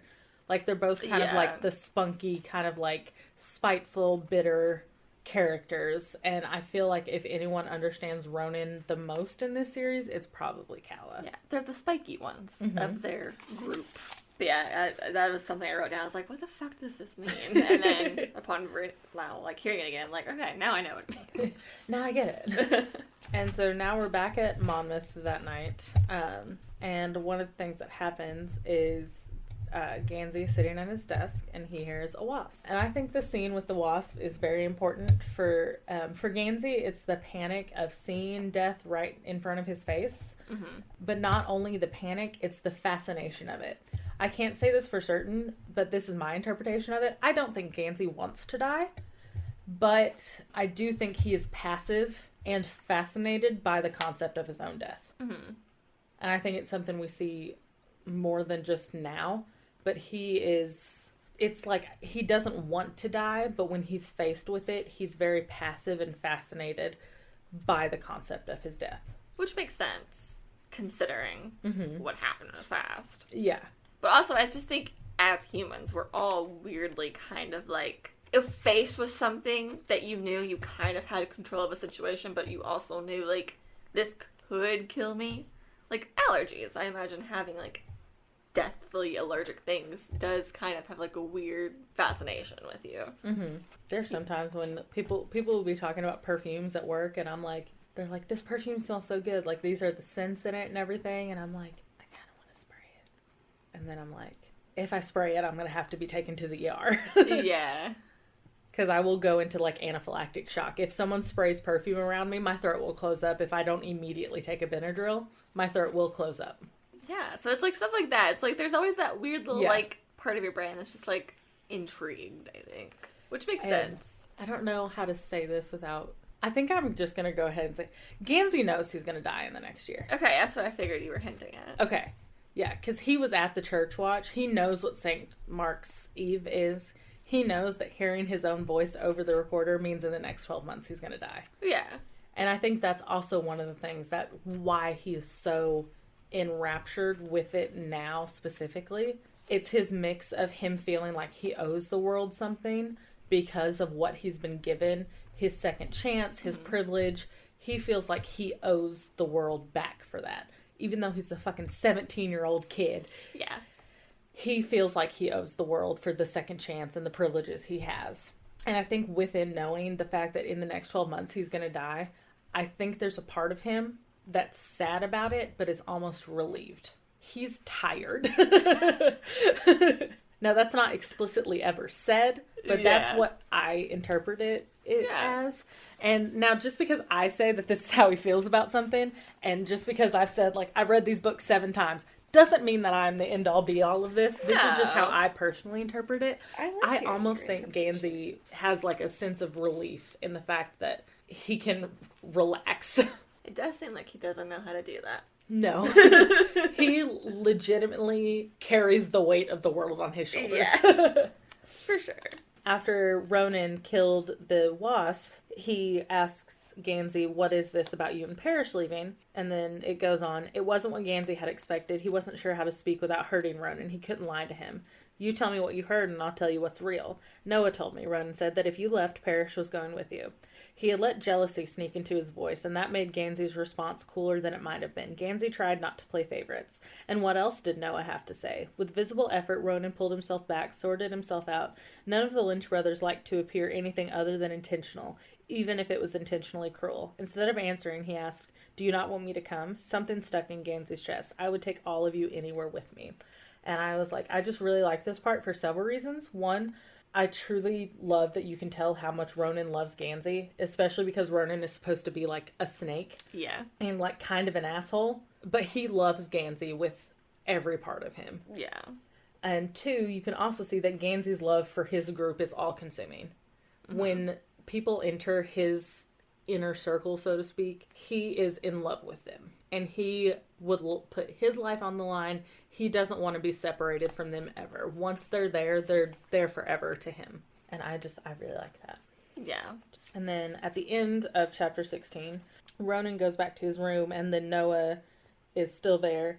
What Gansey asked. Something about Noah's uneasy face reminded him of the frightened faces surrounding him. Hornets on his skin, the sky blue as death above him. A long, long time ago, he'd been given another chance, and lately the weight of it needing to make it matter felt heavier. Once again, we see that Gansey thinks he owes the world because of what he's been given. Mm-hmm. Which is so sad. I feel so bad for him. You're a child. He's just a baby. He's just a baby. Truly, truly. So next, Blue is waking up at like a weird time. She goes outside to the beech tree, and Neve is out there doing some shit. Doing something. Doing something. But it didn't look like a meditation. It looked like a ritual. Her mother didn't do rituals. Mora had once told a client hotly, "I am not a witch." And once she had said sadly to Persephone, "I am not a witch." But perhaps Neve was. Blue wasn't certain what the rules were in this situation. It's definitely very interesting. There's like a voice coming out of Neve because she was looking into that secret, that space she had looked into earlier. Then Adam sends Blue flowers. Blue is asking Calla about Neve. They're trying to come up with a plan of like to get some answers. Mm-hmm. The very end of the chapter when Calla says, "Blue, if you get to know him, you'd better guard your heart. Don't forget he's going to die." And my note for that is no matter how many times we're reminded that Gansey is going to die, it's hard to remember. It's hard to remember that, which the characters also experience as we go on. Because at this point, Gansey is so alive and present and so young. It's like death seems so far away from him. Even when he's faced with it, you think it can't touch him. Yeah. That surely he can't really die in the next 12 months. And even though we're consistently reminded that Gansey is going to die in the next 12 months, it still, like, doesn't really sit and settle that he is actually going to die in the next 12 months. Yeah, I mean, again, because he's so young. Yeah. People don't like it when young people die. It's not normal. And now Blue is joining them on this adventure. Mm-hmm. Adam invites her to go on the helicopter as they go exploring. Yeah, Helen turning up and being the pilot was, like, such a fun little thing. I was like, oh, I love that. I fucking love Helen. She's just the... I was just, like, not expecting Helen to just pop up and be like, I'll be your pilot. Like, I am the pilot today. Alright. Love it. Blue says something and Gansey is like, "Say that again." Yeah. Because he recognized the phrase, "Is that all?" And recognized her voice over the recording. And so did Ronan. Ronan was like, "I also." Lasered in. He was like, "I listened to this recording too, several times." They ask her how she knows Gansey and his name. And Blue says, "If you tell me what these symbols mean in the journal." And that's when we actually find out that what they are the ley lines. Yeah. That's the only time I actually get to see them in my book. The little picture? Yes. But this is where things are finally starting. Like, connections are being made. Yeah. That Blue had met Gansey long before this. Mara and Neve had been drawing these lines. That they are connected and have been even before this. Like, Blue was meant to be a part of this. Mm-hmm. Which is about halfway through the book, so that makes sense. Yeah. That now everything's tying together. Yeah, page 206 out of 408. So we've got about 202 pages left. Yeah. I liked this part especially. Just, there was a moment of tense silence, occupied only by the continuous droning whine of the helicopter. They were waiting, Gansey knew, for his verdict. Did he believe her answer? Did he think they should follow her directions? Did he trust her? Her voice was on the recorder. He felt like he didn't have a choice. What he was thinking, but didn't want to say with Helen listening in, was, "You're right, Ronan. It's starting. Something's starting." He was also thinking, "Tell me what you think of her, Adam. Tell me why you trust her. Don't make me decide for once. I don't know if I'm right." But what he said was, "I'm going to need everyone to be straight with each other from now on. No more games. This isn't just for Blue, either. all of us. Ronan said, I'm always straight. Adam replied, oh man, that's the biggest lie you've ever told. 1, love Gansey's vulnerability in this. Mm-hmm. Also love the foreshadowing. Mm-hmm. Which now I've already spoiled it. Which I don't know if you probably already picked up on it because I've probably talked about it before. You have. Yeah. And I also mentioned earlier that Ronan is a 17-year-old gay Catholic farmer, but Ronan being, I'm always straight, and Adam's like, that's the biggest lie you've ever told. Like, because at that point, you don't know anything about Ronan. You don't know that about Ronan. Yeah. So in this chapter 23, they've, what does that say? Found. She stared real hard at that word. They found a forest. It's hard to see. I know, it's very dark in here. And also, my handwriting is usually really neat, but a lot of times when I'm taking, like, handwriting notes, especially, like, while I'm reading, it's a lot just, like, scrawled. Yes. There were a lot of things that, like, I ended up slanting the letters, and, like, sometimes I would skip a letter. Like, I would be writing so fast that I would, like, skip half of the word. So they found a forest on the ley line where things you think become true, and the tree that shows you visions, and time seems to not work in this forest. So that's where we're at throughout chapter 23. Yeah, my own little note on chapter 23, it was just like, Fae traps. Fae traps everywhere, children. Don't do this in real life. Please don't do this in real life. Yeah, you've got a tree that can show you vision. The fish turn to what color you think they should be. And now time doesn't work. This is how the Fae get you. I think they actually bring that up in the book. Is like Gansey's telling a story about how I did appreciate that. Yeah. Actually, where I was like, okay, good. At least they're aware. They know. But they still chose to because honestly, same. But don't do what I do. Just listen to my warnings. Listen to my warnings. Please don't do this. As I am currently doing. But watch me and learn. Learn from my mistakes. Yes. When they're back at Monmouth and they're in the parking lot, they're waiting for Blue to arrive and everything. And they're waiting for Gansey because Gansey still hasn't gotten there yet. But anyways, Gansey walking towards the Camaro where he goes, time is wasting. And Blue jumped back as Adam scrambled from the driver's seat of the BMW. She hissed him, did you know this? I didn't know anything. We have to be back in 3 hours, Ronan said. I just fed Chainsaw, but she'll need it again. This, Gansey replied, is precisely why I didn't want to have a baby with you. Because this is now they've decided to go back and investigate Cape Slaughter. But yeah, I just thought that part was really funny. Yeah, that was cute. And that's why a lot of things I love in these books are just like the cute little one-liners that I just think are so funny to me for some reason. I'm like, they still can like laugh and joke around and have a good time because they're best friends. So they're back in Cape Slaughter. They find out the trees speak Latin. Right, they have that. Because, Ronan wrote it on a rock.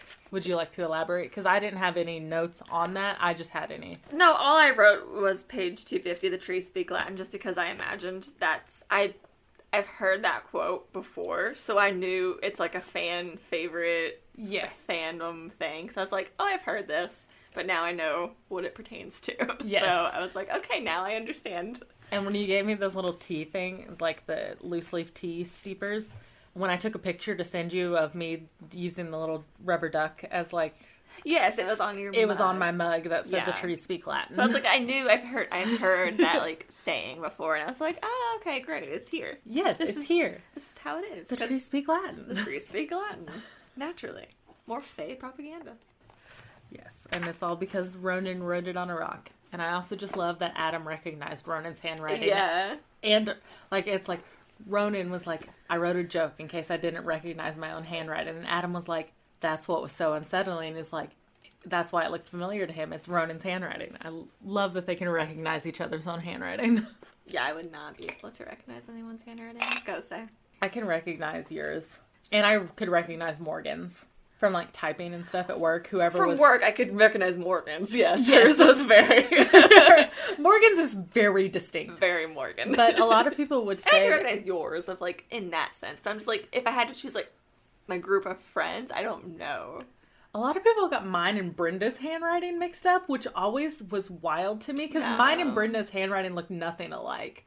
They were both just neat, was the only thing. When it comes to, like, people whose handwriting I've seen regularly, yeah, definitely, I could do that. But just off the top of my head, like, of my friend group or something, I'm like, oh, I don't know, because I don't study. Like, basically our job was studying each other's handwriting. Yeah, because we would have to be like, okay, when this person is writing, this is what this letter looks like. This is a B, this is an M, this is an E. And we don't know why, because no one else's B's and M's look like that, but this person's do. Yeah, that was a very specific, job thing, but if we didn't have that, no, I probably would never know. Yeah, because do you know the Game of Things? Yes. Okay. And I have that game. We need to play that. We know each other's handwriting. No, because the only person we're not guessing each other's handwriting. The reader doesn't guess in Game of Things. Yeah, I guess that's true. But I was going to bring it, the reason I'm bringing it up is because, if we all set us down around the table, let's say it's me, you, Richard, Elena, Sydney, and I'm the one reading, I may be able to recognize your handwriting. I've been around Elena a lot. I've been around Sydney a lot. I've been around Richard just about as much as I've been around you. I probably wouldn't be able to recognize their handwriting. I probably wouldn't either. I could maybe get Richard's. That's just because it's so messy. You barely knew what year he was born. That has nothing to do with his handwriting. I'm just saying. You're like, I could probably get Richard's. And I'm like, I don't think so. Okay. Yeah, one night I texted Richard to ask him what year he was born because Brittany forgot. Okay, and we're back. So we paused for a quick wine break. As we were doing this, I did not plan this at all, but the wine is called Turning Leaf. And because we were talking about caves water and the trees, I was like... The leaves turning. The leaves. Yeah, because they walked through seasons and time and all of this shit. It was very magical. It's very magical. And I was just as I was saw it Turning Leaf, and I was like...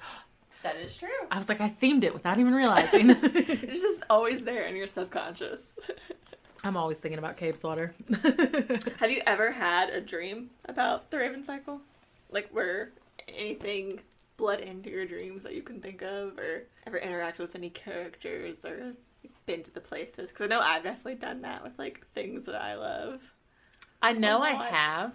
I definitely know I have, because I remember telling my friend I dreamt something last night, but it's been so long. I cannot remember. That's fair too. Yeah. I do not remember. But I was just curious if you knew, it's been so ingrained in your mind that you're dreaming about it.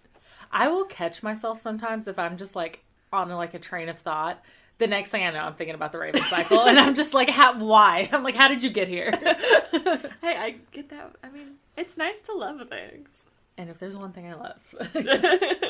This is one of the main things I've known about you since I met you, and I'm just now learning these books, but yes, you definitely love this, and you make it known. I do. Which is not a bad thing. I can't shut up about it. Everyone today, because I was reading downtown at the distillery, because I was already downtown for my fingerprints and everything, and I was I'm just going to go to the distillery, and I'm not leaving until I finish this book, and finish my notes. And I'm just drinking my wine, and people would come up to me, and they'll be like, what are you doing? And I'm I'm reading. And they would see my notebook, and they're like, is it for a book report? For school? And I'm like, no. That was not. I'm just here with my peer for a book report.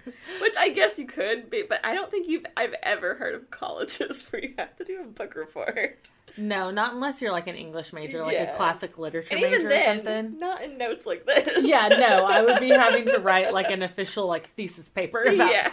But I'd be no, I'm just, it's, I have a podcast, because it's how else do I explain this? Where you just need those business cards and just be I'm sorry, this is why. My deepest apologies that this is who I am. Yes, I'm one of those people with a podcast. I'm sorry. And they're still and they'd be well, what are you reading? And then I'd be I've been reading The Raven Boys, which is the first book of the Raven Cycle. And they're oh, cool, what's that? And I'm well, it's my favorite book series, in the entire world. It's what's it about? And then I'd be well, it's this group of kids trying to find a dead Welsh king. There's magic, psychics, tarot involved. The huge. And that's when people... Lots of gestures. That's the only thing I can explain. When they're what's it about? I'm this is what it's about. I don't know. I mean, yeah. I feel it's one of those things. And I've said it multiple times. I'll probably say it multiple. I'm pretty sure I've written it down more than once, even continuing on. It's very character driven. It's not very plot driven. It is very character driven. And that's what I love about it. Some people don't like that, which is fine. I think it's different for everybody. But it's so hard to explain because it's I mean, I think in that sense, it is more just a group of kids just finding themselves and finding their place and using each other for that. And that is a very character thing. Mm-hmm. It's also a very human thing, so probably why you really connect with it. Yeah. There's a lot of humanity in these books, and there's a lot of realness, even though there's, like, this magical side where, like, the trees speak Latin, and there's magic involved, but it's very real. Yeah, because even then, it's urban fantasy. It's not fantasy, because urban fantasy is a genre of fantasy where it's still placed in the real world and set Please leave my socks city. alone. She's going after your socks. She clawed at my socks. Yeah, she's probably clawing the couch and socks got in the way. Could you not claw the couch either? That'd be great. I still have not seen this couch since I sent you the TikTok. I was about to say something about my green velvet couch. Skylar had to call me out the other day. It was so perfect. I was like, this could not have been a better TikTok for me to see today. I'm just like, yeah, literally, is anything about me original? Great. It was every bisexual has a green velvet couch. And I sent it to Brittany, and I was like, because we literally record on a green velvet couch, in case no one knew. She is a bisexual with a green velvet couch. It's just a cliche. Okay, fine. With my cats and my green velvet couch. And my gamer golden retriever boyfriend. I am every bisexual in the world. Okay. Yeah, and you're like the mean cat Scorpio, and Richard is like, hello. Boy, it's fine. I'm just copied and pasted from everyone else. You have an obsession with, like, an obscure animal. Like, yeah, I know. It's a fucking fox, okay? I also like mushrooms. I was about to say, I was like, my next point, I was like, into mushrooms on your earrings, and... Hey, we're talking about the Raven Boys right now. We're not dissecting Brittany as a person. Jesus.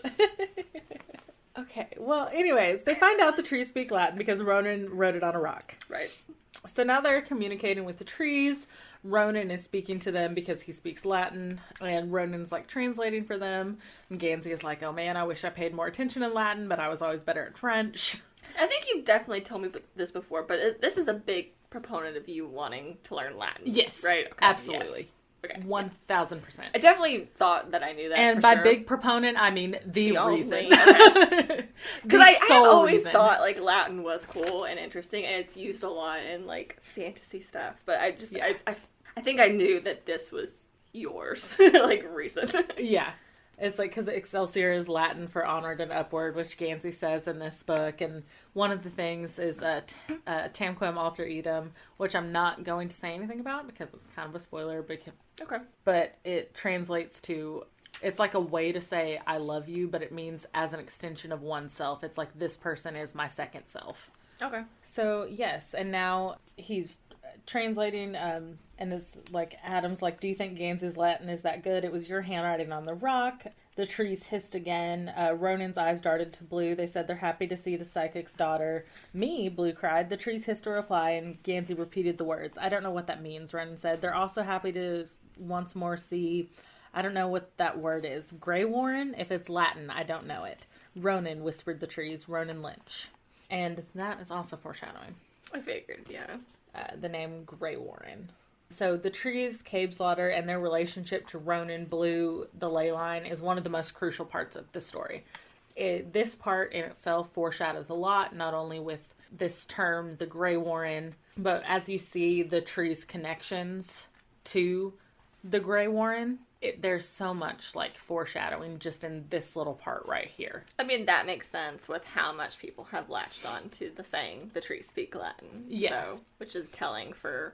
Yeah. Runs deeper. And it's like the tree's connection to Blue and to Ronan. It's like they're happy to see the psychic's daughter. They're happy to see Ronan. Yeah.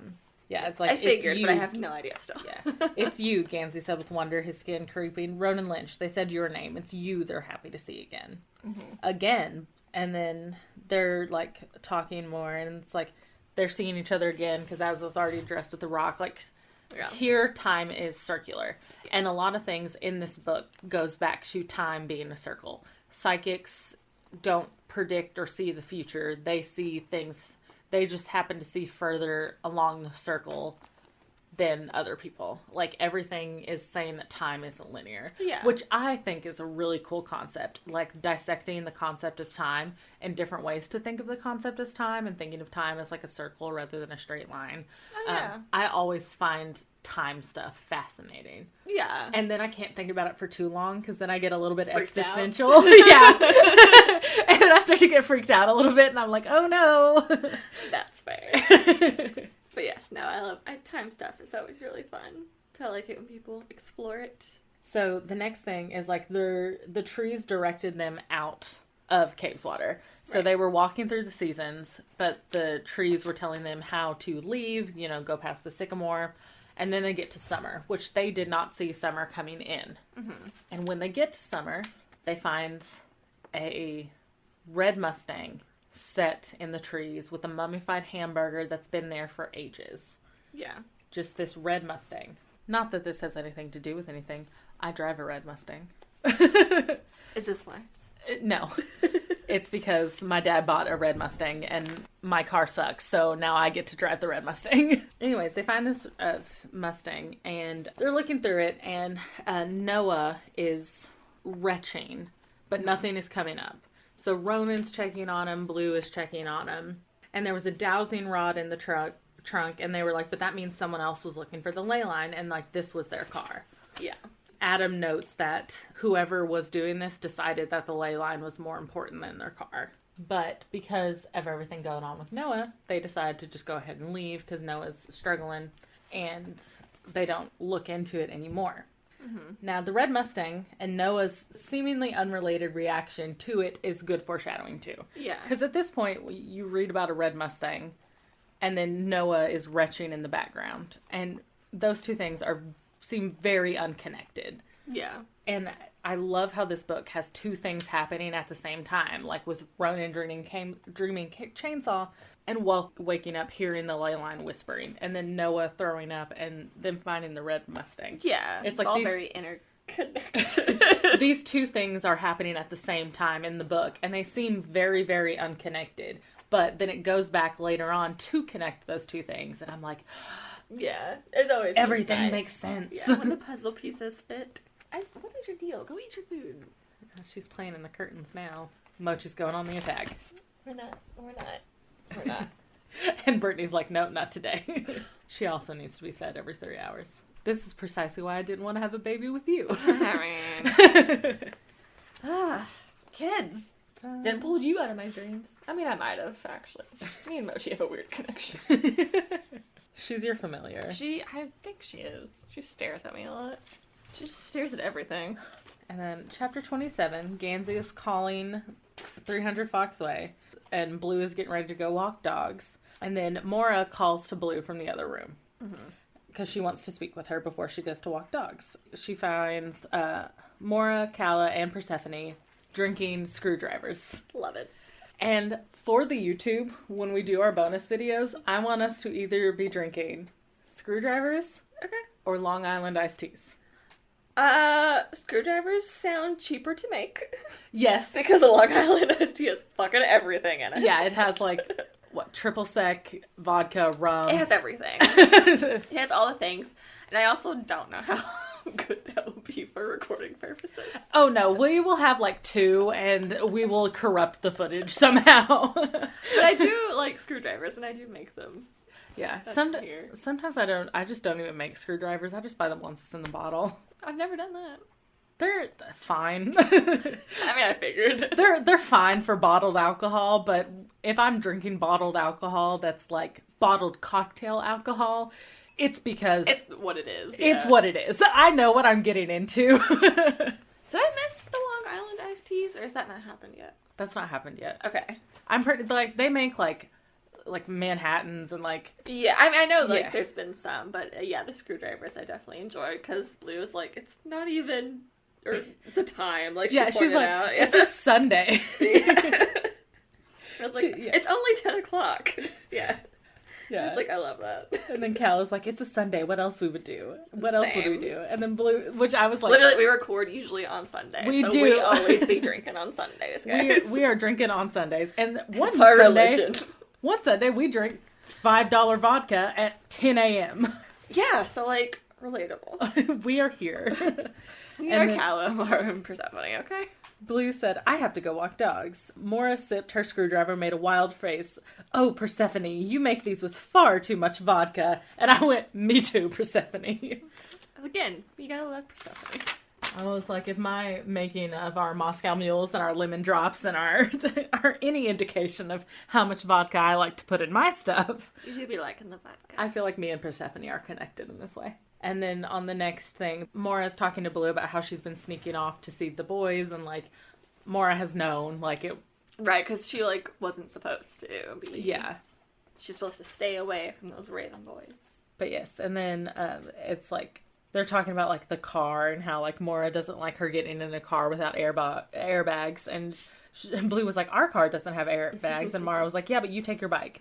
And Blue was like, can I go now? Am I in trouble? And Mora was like, you are in trouble. I told you to stay away from him, and you didn't. I just haven't decided what to do about it. My feelings are hurt. I've consulted with several people who tell me that I'm within my rights to feel hurt. Do teenagers still get grounded? Did that only happen in the 80s?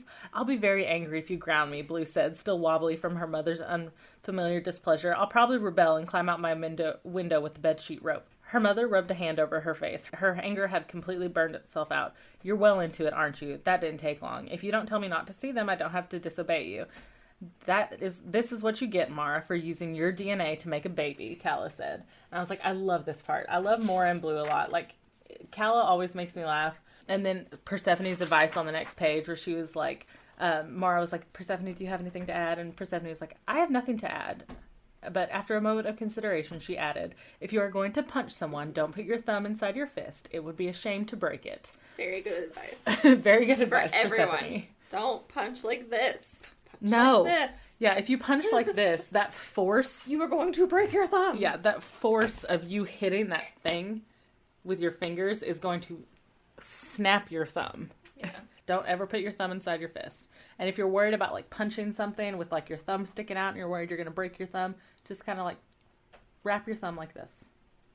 And, like, if you rest it on your knuckles, your thumb is still protected. Mm-hmm.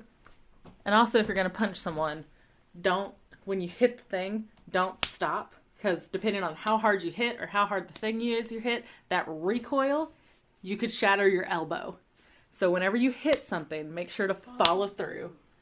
Do not ever just hard stop when you make contact, because you will ruin your elbow. Also, punches are not as stunning. Punches are good, but if you really want to stun someone, take the bottom part of your palm, someone's nose, and drive upwards. Oh, yeah. Or take that part between your thumb and your pointer finger and just right to the neck. The easiest way to do it, especially if you're not someone who has a lot of, like, fighting experience, is to just take that part between your thumb and your pointer finger and just, like, chop into their jugular, because it will knock them out of breath. No matter how small you are versus how big they are, it will always take their breath away. They will be stunned for quite a long time trying to catch the breath. Mm-hmm. And you can always throw people off with a good vicious bite. Yeah. Well, people aren't always expecting that. Especially if it's in a weird place. Bite. I'm a fan of biting people, so... We know. Just bite them if you got to. And this is why I called you a furry. Well, we're not talking about me! We're talking about the Raven Boys! I thought that was someone yelling. I did too. I thought someone was screaming. My whole heart just stopped. I was like... Such a weird night. What is going on? So many things are happening. I thought last night was the full moon. What's happening tonight? That scared me so bad. I was like, what? I literally thought some, like, kid or someone was I thought someone was, like, wailing outside. Wailing is the word. I was like, what is that? I don't know if that picked up on the audio, but it was just a siren. Don't worry. It shocked us both a little bit. Oh my god. After that, Calla and Blue are going over their movie night, which is the night they're going to sneak into Neve's room. And I also love, now that I understand German, the Ausschläge haben klein angefangen. Uh-huh. Because this... That sounded so good. Thank you. I don't know if it's correct, I mean, it but sounded really good. I said it with a lot of confidence. I really liked it. But it means also dwarves are small, start. Okay. So even dwarves start small. But it literally translates to also dwarves are small at the start, or start. Because if you remember at the beginning of our German episode, I said, well, now I can't even remember what I said, but at the very end I was like, anfangen, because it means let's get started. I said let's get started, and anfangen means started. Yeah. Angefangen. Mm-hmm. And I was like, look at me. Full circle. But then I'm also like, if anyone out there who knows German is listening to this, I feel like they're very much Mora, whereas like Mora Wentz, the Blue couldn't tell if it was the movie or Call's accent. I thought it sounded good. Gansey and Blue are now exploring the church by themselves. No Adam, no Ronan, just Gansey and Blue. Yes. At this point, they have, like, they're sharing, they're getting to know each other, and trusting each other with the things that they hold closely. For Blue, it's her prophecy. Yes. For Gansey, it's the time he first heard about Glendower, when he almost died. Mm-hmm. That's where the phrase, you will live because of Glendower. Someone else on the ley line is dying when they should not, and so you will live when you should not. Mm-hmm. Also, I feel like when you're reading that, even for the first time, you can tell that that's going to have a big part to this story. You just don't know how yet. I did think. I did guess, though. You did? At this point, and at the end of the thing, I was like, okay, so I was right. Oh, did you? Because I thought the teacher's friend, like, I already kind of had that connection, inkling, but I wasn't sure. Yeah. But that was just because that was just like, okay, I'm getting vibes from this character. And then this character has a friend, and they're just, like, killed them, and then someone else, like, had to die for, like, when this, and I was like, this was the point where I was like, aha, and then when they find the wallet at the end, I was like, okay. So I was kind of correct. I was like, now I feel pretty good about my idea. See, the first time I ever read it, I had no idea. I did not connect it until they found the wallet and found out who it was, and I was like, I mean, there was definitely, like, already the hints, and now, like, going back thinking about it after I know for sure, I was like, okay, yeah. So he was already kind of, like, sus.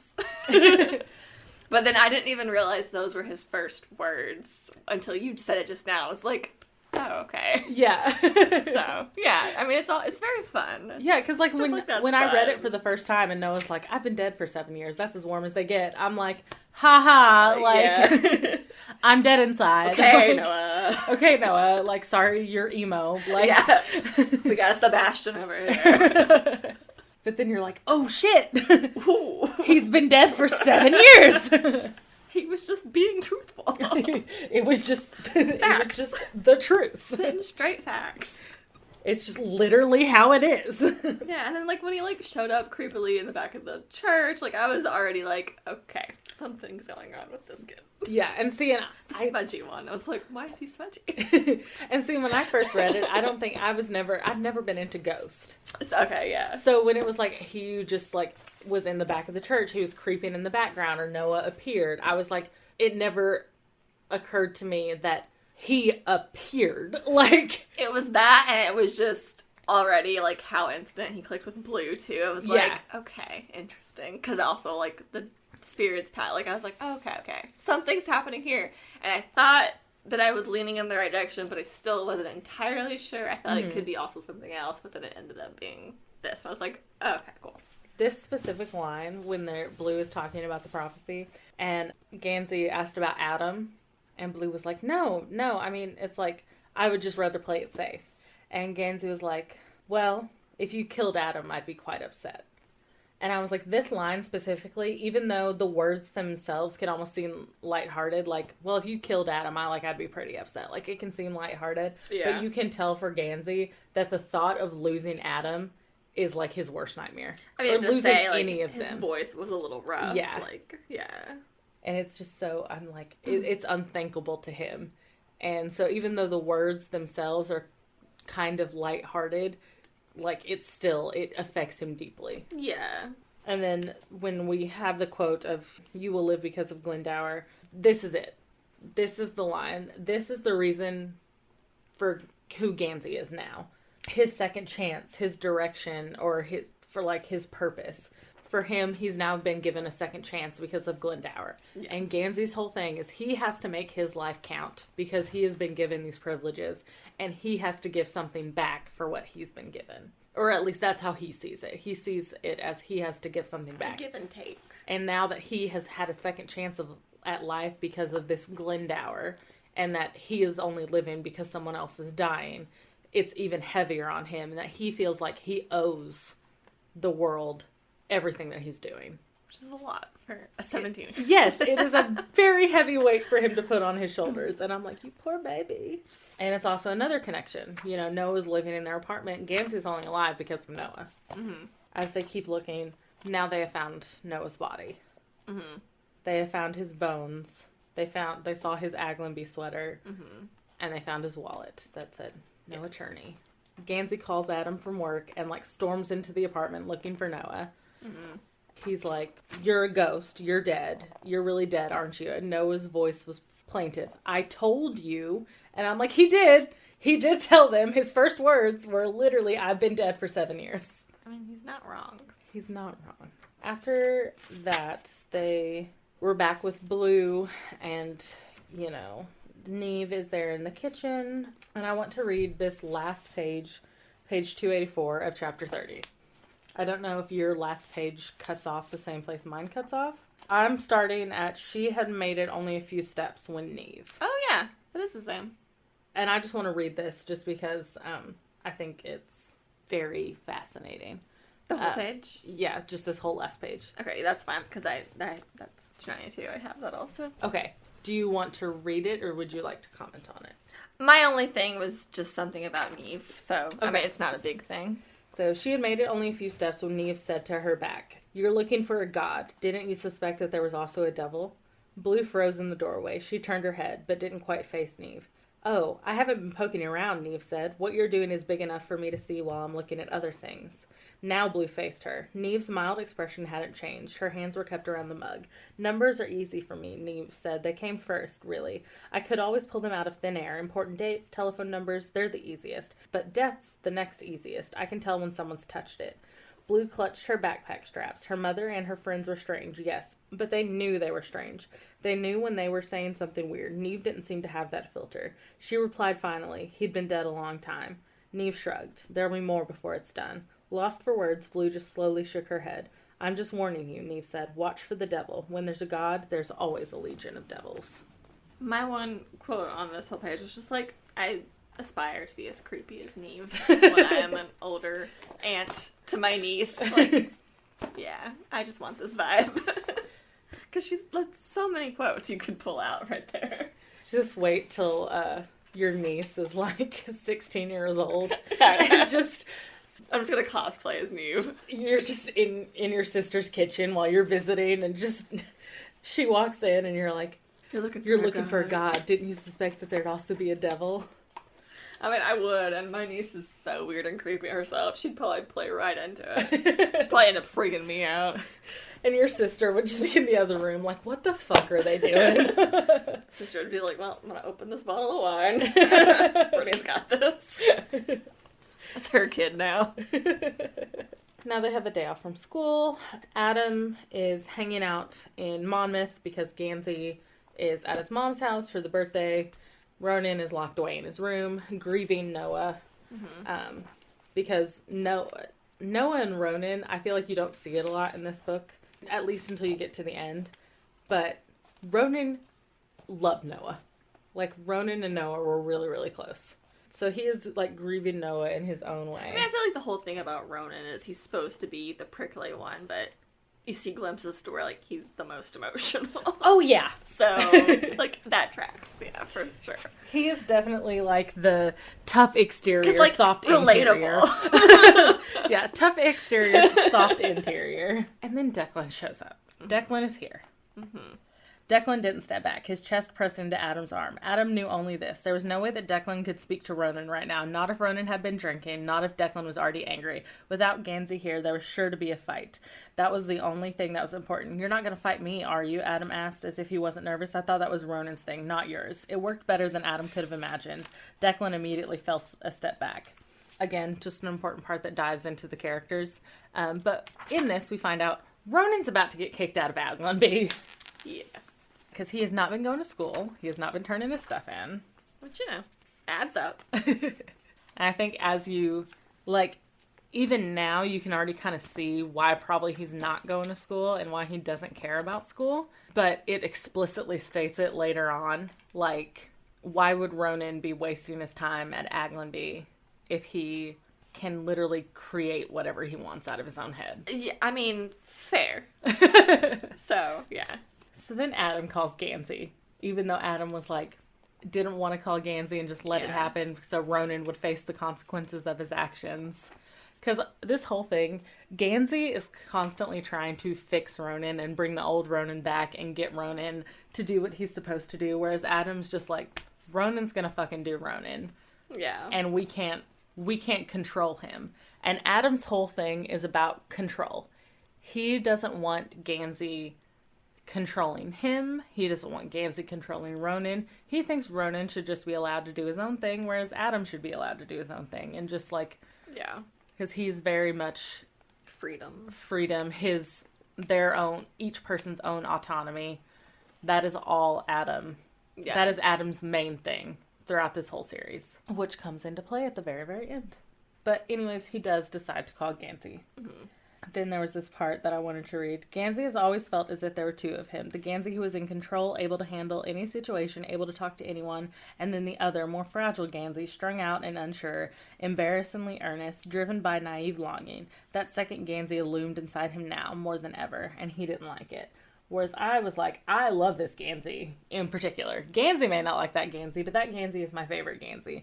The Gansey that is earnest, longing, unsure, wanting, because that is like the real Gansey deep down. Mm-hmm. I really do feel like I've taken over a lot more than I was supposed to. Oh no, you're fine.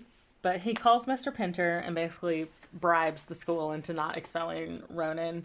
Yeah. And he had already dragged Ronan through his midterm, so he thought, so surely he can do it again for finals. So after they're talking about the car and he's talking with his dad, one of the things he's talking about the Camaro.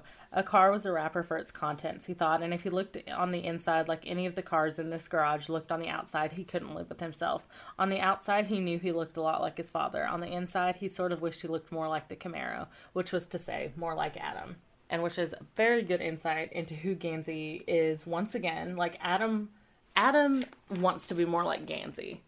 And then Gansey wants to be more like Adam. Yeah. And I think both of them, a lot of their contention comes from this. Oh, yeah. When they're arguing is because they both want to be like each other.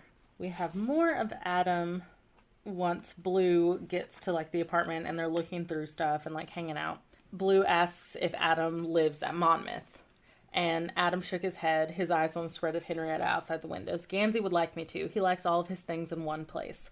His voice was a little bitter, and after a pause he added, I shouldn't say things like that. He doesn't mean it badly, and it's just this place is Gansey. Everything in it is Gansey's. I need to be an equal, and I can't be living here. I feel like this is very important to see Adam's point of view. There's a lot of criticism on Adam that comes from people maybe not understanding where it comes from. I think all the characters in this deserve criticism. Each of them has things that they do wrong. Adam has things that need to be criticized. Gansey has things that need to be criticized. Ronan definitely has some things that need to be criticized. But there are a lot of people out there who just genuinely do not like Adam. Oh, really? Is that a thing? Oh, yeah. Oh, okay. I have no idea. Yeah. Like, my mom is one of those people. Okay, yeah. There are a lot of people who genuinely do not like Adam. Interesting. They think that he is, like, very self-pitying and he just wants to be stuck in this cycle of being a victim. But it's not that. He's also a child. He is. Like, it's just... So that's why that's really weird to me. It's how do you hate a child just trying to figure out their life? I know. Escaping a shitty situation. Which is scary. And it's like, yeah, sure. It's like, and they're like, well, Gansey's offered him help and he doesn't want it. He fights with Gansey every time Gansey offers help. When you're a child, it's not that easy. When you read a passage like this, I feel like if you really, like, dissect this little paragraph here. But that's the whole thing of him. He wants to be equal to Gansey. He doesn't want to be indebted to Gansey. I mean, that whole paragraph just, like, is the rest of the book. Is literally like... the basis for what happens next. So... And it's his whole motivation. I feel like if you don't like Adam just because he doesn't accept help, it's because you don't understand why he's not accepting help.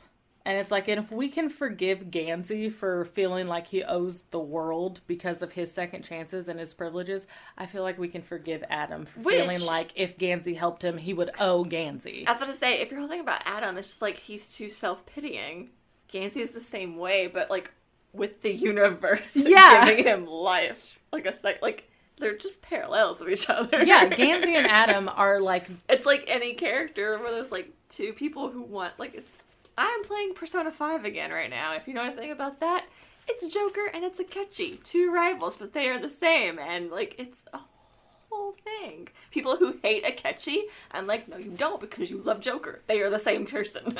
And it also just comes down to empathy. A lot of people who can't relate to other people if they can't empathize very easily. Yeah. Adam and Gansey are the same, just Adam is on a smaller scale. Yeah. It's a trope that's been played out. And one of the things is, I have never thought of Adam as self-pitying.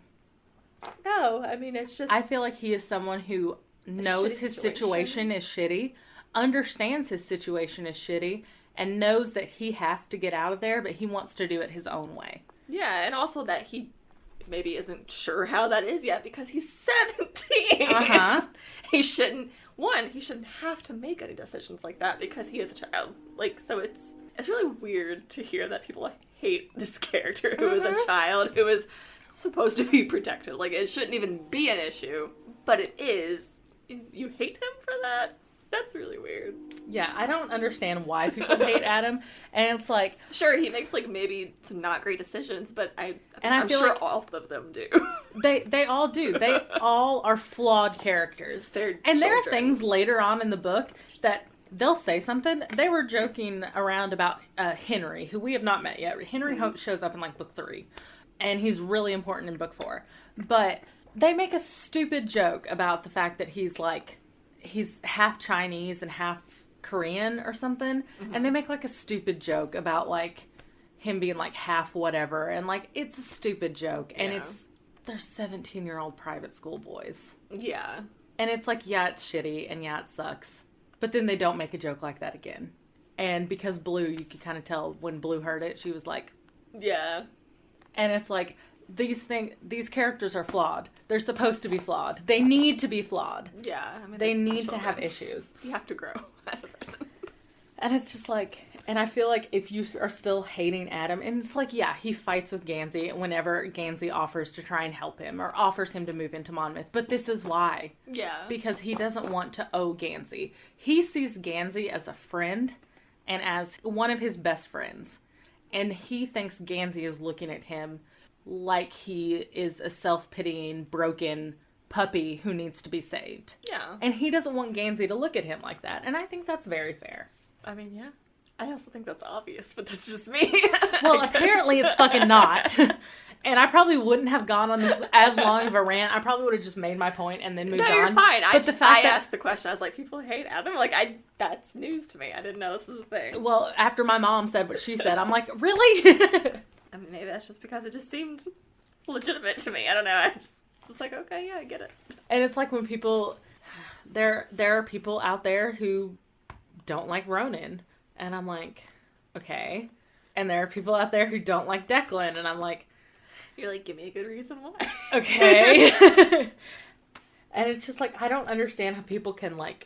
I mean, that's the whole thing about fandom. It can be very fun, and it can also be very frustrating. Yeah. So, like... And it's like, if you are like, okay, like, I prefer this character, I'm like, fair enough. But if you're like, I hate this character, I genuinely don't think there's a character in this book series you can irrevocably hate other than Barrington Welk.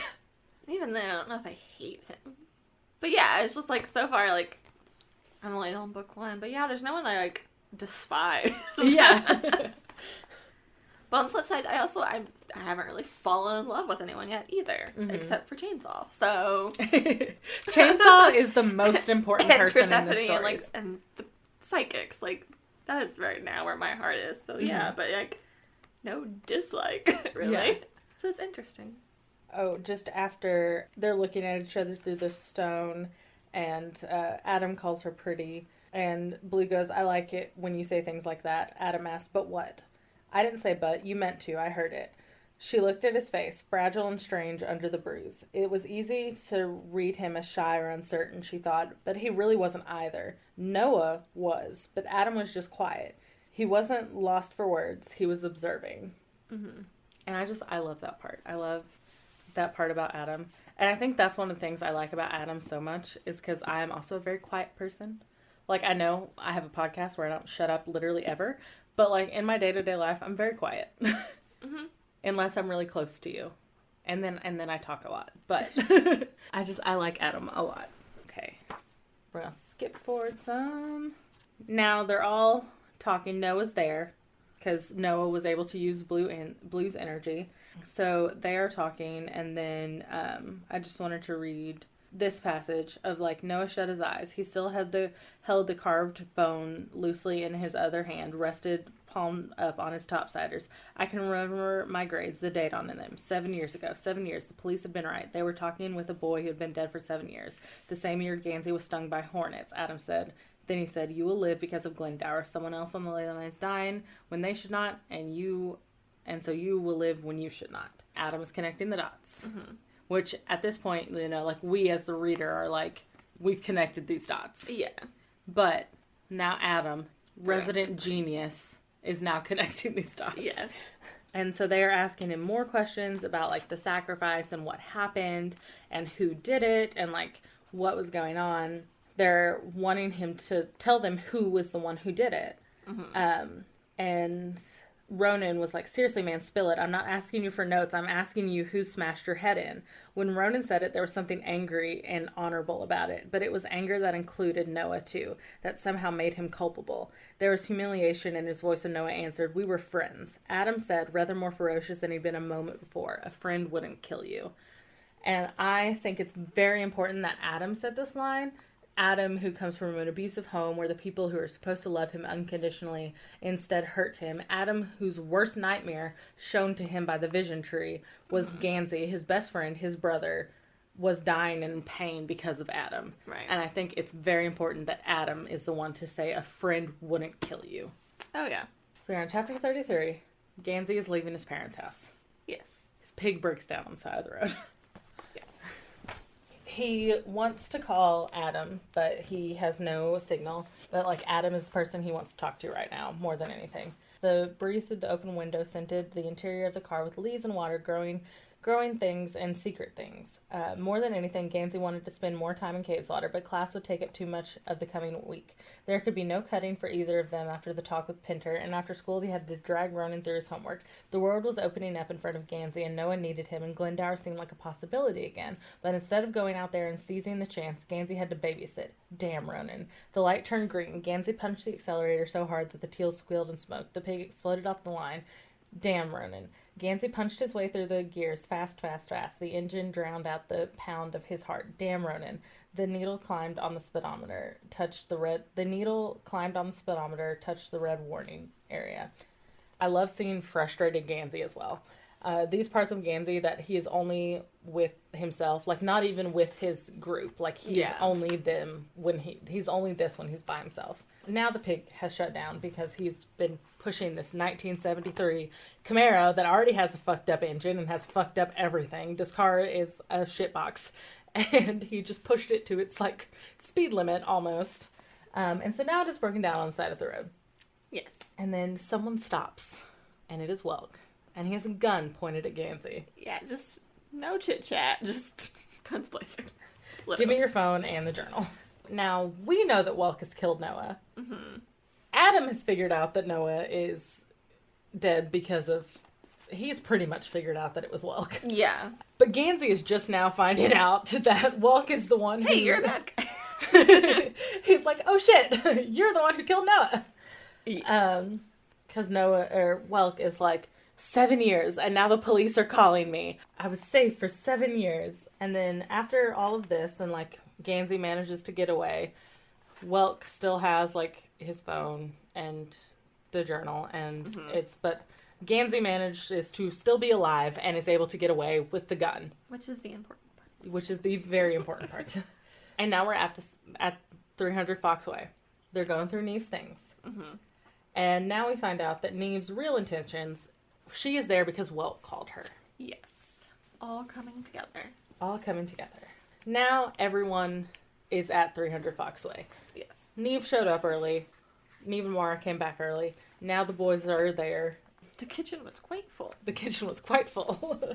Yes, and Gansey has broken his thumb trying to punch the gun out of Welk's hand. And Persephone was like, Blue, I did tell you about putting your thumb outside of your fist if you're going to hit someone. You didn't tell me to tell him, Blue retorted. Now the next 2 chapters, well, technically the next chapter, and then there's like a 2-page chapter, and then the next chapter. I don't even know how to talk about these chapters because these chapters are the ones that get me the most. Okay. So chapter 36 is where Ronan is taking Adam back home. Yes. His dad is there waiting for him because they find out that Adam has been making more money at the factory than he said. Robert, of course, is now abusing Adam, and Adam currently can't hear out of his left ear, but Ronan stops, comes back, and hits Robert Parrish. Yes. To save Adam. And instead of letting Ronan go to jail, he decides to press charges and confess that his father has been abusing him. Because he does not want Ronan to go to jail. So the next one that is when Gansey comes to pick him up from the hospital. Now this has a lot of stuff in here that is like very important to unpack, I feel like. There's a lot of things that I could just sit here and read. I could read you this whole chapter from like start to finish. I think the biggest ones are... Can't find exactly where it says it, but when Gansey says, there was nothing about me that wanted you to have to run out instead of walking triumphantly out. Adam saying that Gansey can say, I told you so because it happened. Oh yeah, there had never been a part of him that wanted Adam to have to run instead of march triumphantly out. There had never been a part of him that wanted Adam to look at him like he was looking at him now. So it was the truth when he replied, I'm unhappy about how this is going down. Whatever, Adam shot back, you've wanted me to move out forever. Not like this. At least you have a place to go. And then they keep arguing about it. And this part, the God, I'm so sick of your condescension, Gansey. Adam said, don't try to make me feel stupid. Who whips out repugnant? Don't pretend you're not trying to make me feel stupid. This is the way I talk. I'm sorry your father never taught you the meaning of repugnant. He was too busy smashing your head against the wall of your trailer while you apologized for being alive.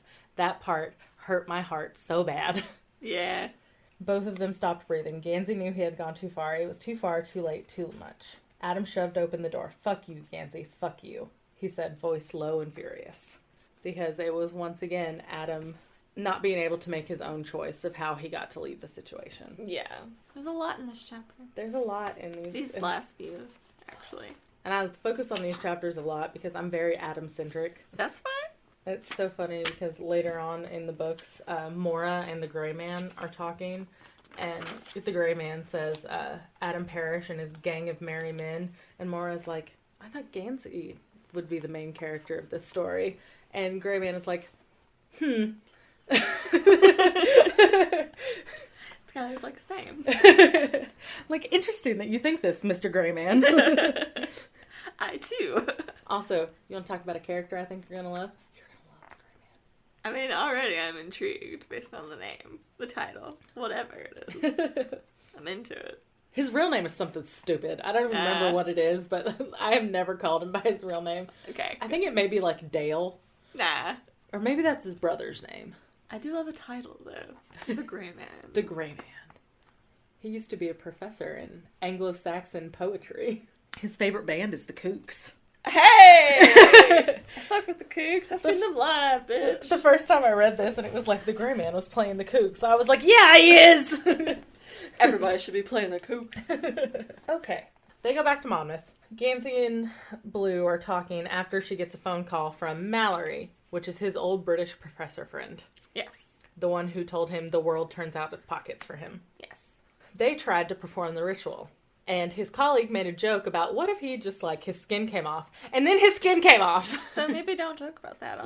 Maybe when we're doing rituals on the ley lines. Yeah, so when we're doing rituals on the ley lines where your intentions become the facts of what's going on around you, let's maybe not joke about our skin coming off. Which would be so hard for me because I love a good sarcastic joke. Oh, I do too. So the Fae would, like, magic ley lines would rip me apart. Well, I was even, like, when I was going to get Brett to do my nighttime skincare to see if, like, everything reacted okay before I came here, I almost texted him, hey, I'm at the light that's by the mall. Like, I should be there in, like, 2 minutes as long as I don't KMS first. And I was like, I shouldn't say that.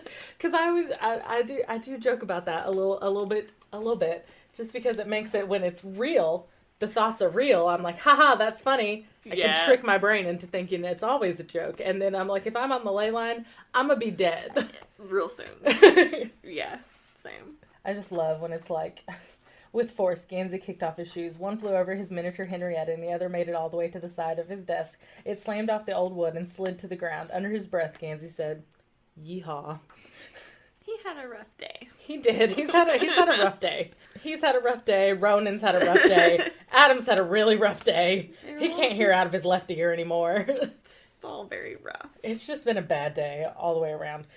Mallory's, or Mallory. I switch it up between saying Mallory and Mallory. Yeah, I wasn't really sure either, honestly, because I didn't listen to the audio that far. Yeah. Well, I've listened to the audio several times, and I'm like, sometimes I'm like Mallory, and then the other times I'm like Mallory. What do they say in the audio? Do you remember? No, because I keep switching it up. I was just curious. Oh, yeah. Roger. Yeah. Roger's colleague stepped out of his skin, so he's having a bad day. I mean, yeah. Unless he didn't really like that colleague that much, then, you know. Well, I meant the colleague. The colleague's probably having a pretty bad day. Yeah. He's not dead, which I'm sure at this point it would be a mercy if he was. Yeah, it's I feel like if I lost my skin, I would rather be dead. I know, it's stuff like that, so it's like, if that was me, maybe just take me back to the ley line, and then I'll be a ghost inside. I'll haunt the spirit roads. Just let me go. Yeah. Gansey didn't turn his head, so his voice remained muffled. My words are unerring tools of destruction, and I've come unequipped with the ability to disarm them. The first time I read that, I was like, could you imagine being this dramatic? I was going to say, it's so dramatic. It's giving very, Hal, when Sophie mixed up his shampoo and his hair changed color and he turns into a goop monster. I'm like, okay. A little dramatic.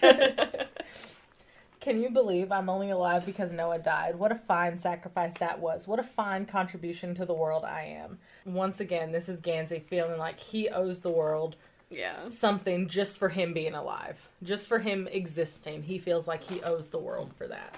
Yeah. They keep talking about everything with Mallory and his colleague.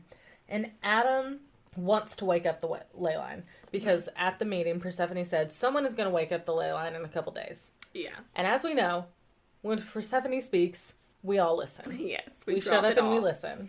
But Gansey wants to wait. And Adam is like, we don't have time. Persephone said that someone will wake the ley line in just a couple days. And so Adam wants to wake the line, so Welk won't. Mm-hmm. But Gansey doesn't want to risk any of them getting hurt. It's too dangerous, yeah. Because, once again, he cannot live if something happens to one of them because of his search. This all started because he was looking for Glendower. Yes. A little 2-page chapter here. Neve kidnapped Welk to use him as a sacrifice in the ritual to wake the ley line.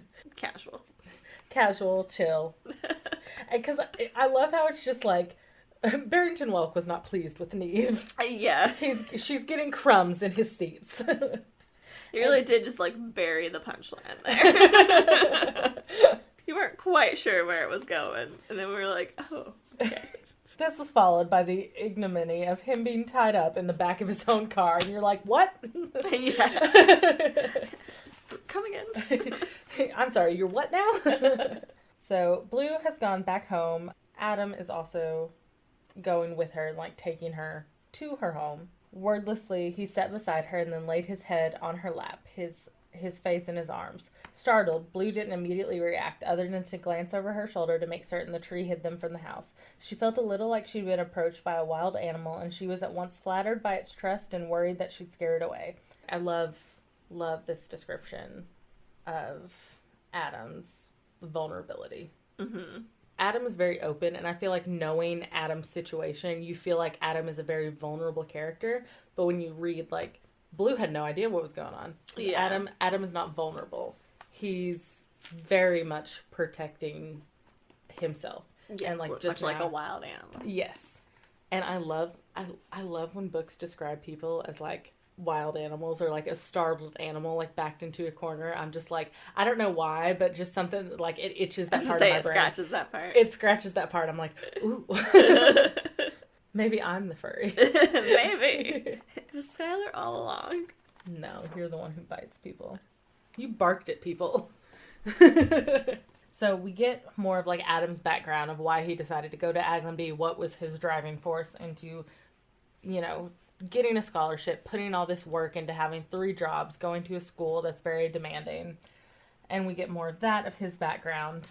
Then it's Adam thinking, and he's like, if they woke the ley line, if they found Glendower, he could still have those things, most of them. But again, he saw Gansey's wounded form, and he saw, too, Gansey's wounded face from earlier today, when they'd fought. There just wasn't a way that Adam could put Gansey in peril. But there also wasn't any way that he was going to let Welk slide in and take what they worked so hard for. Wait. Gansey could always afford to wait. Adam couldn't. He was decided then. Creeping quietly around the room, Adam put things in his bag. It was hard to predict what he would need. Adam slid the gun from beneath the bed and looked at it for a long moment, a black sinister shape on the floorboards. Earlier, Gansey had seen him unpacking it. So Adam knows what he has to do. Yeah. And he can't risk Gansey getting hurt. That is, like, as much as Gansey and Adam fight a lot, and they are at odds a lot, but they are parallels of one another. They're also the same. They are the same. Gansey can't wake the ley line because he can't let them get hurt. Yes. Adam has to wake the ley line by himself so Gansey doesn't get hurt. Yeah. And so he goes alone. And Adam's thing, we see in the other books as well, is his overwhelming sense of being alone. He is always described as lonesome, as lonely. He does things alone. Okay. And it's a constant, like, it's a very... Throughout. Yes. But Gansey wakes up in the middle of the night, and he can tell something's off. And he thinks it's because he heard the sound of his car, because Adam is gone. So he wakes up Ronan. He's like, Adam's gone to wake up the ley line. Yes. All hands on deck. All hands on deck. We gotta go figure this out. So Mara and Blue are talking in Blue's room. I like this part. I did too. Yeah.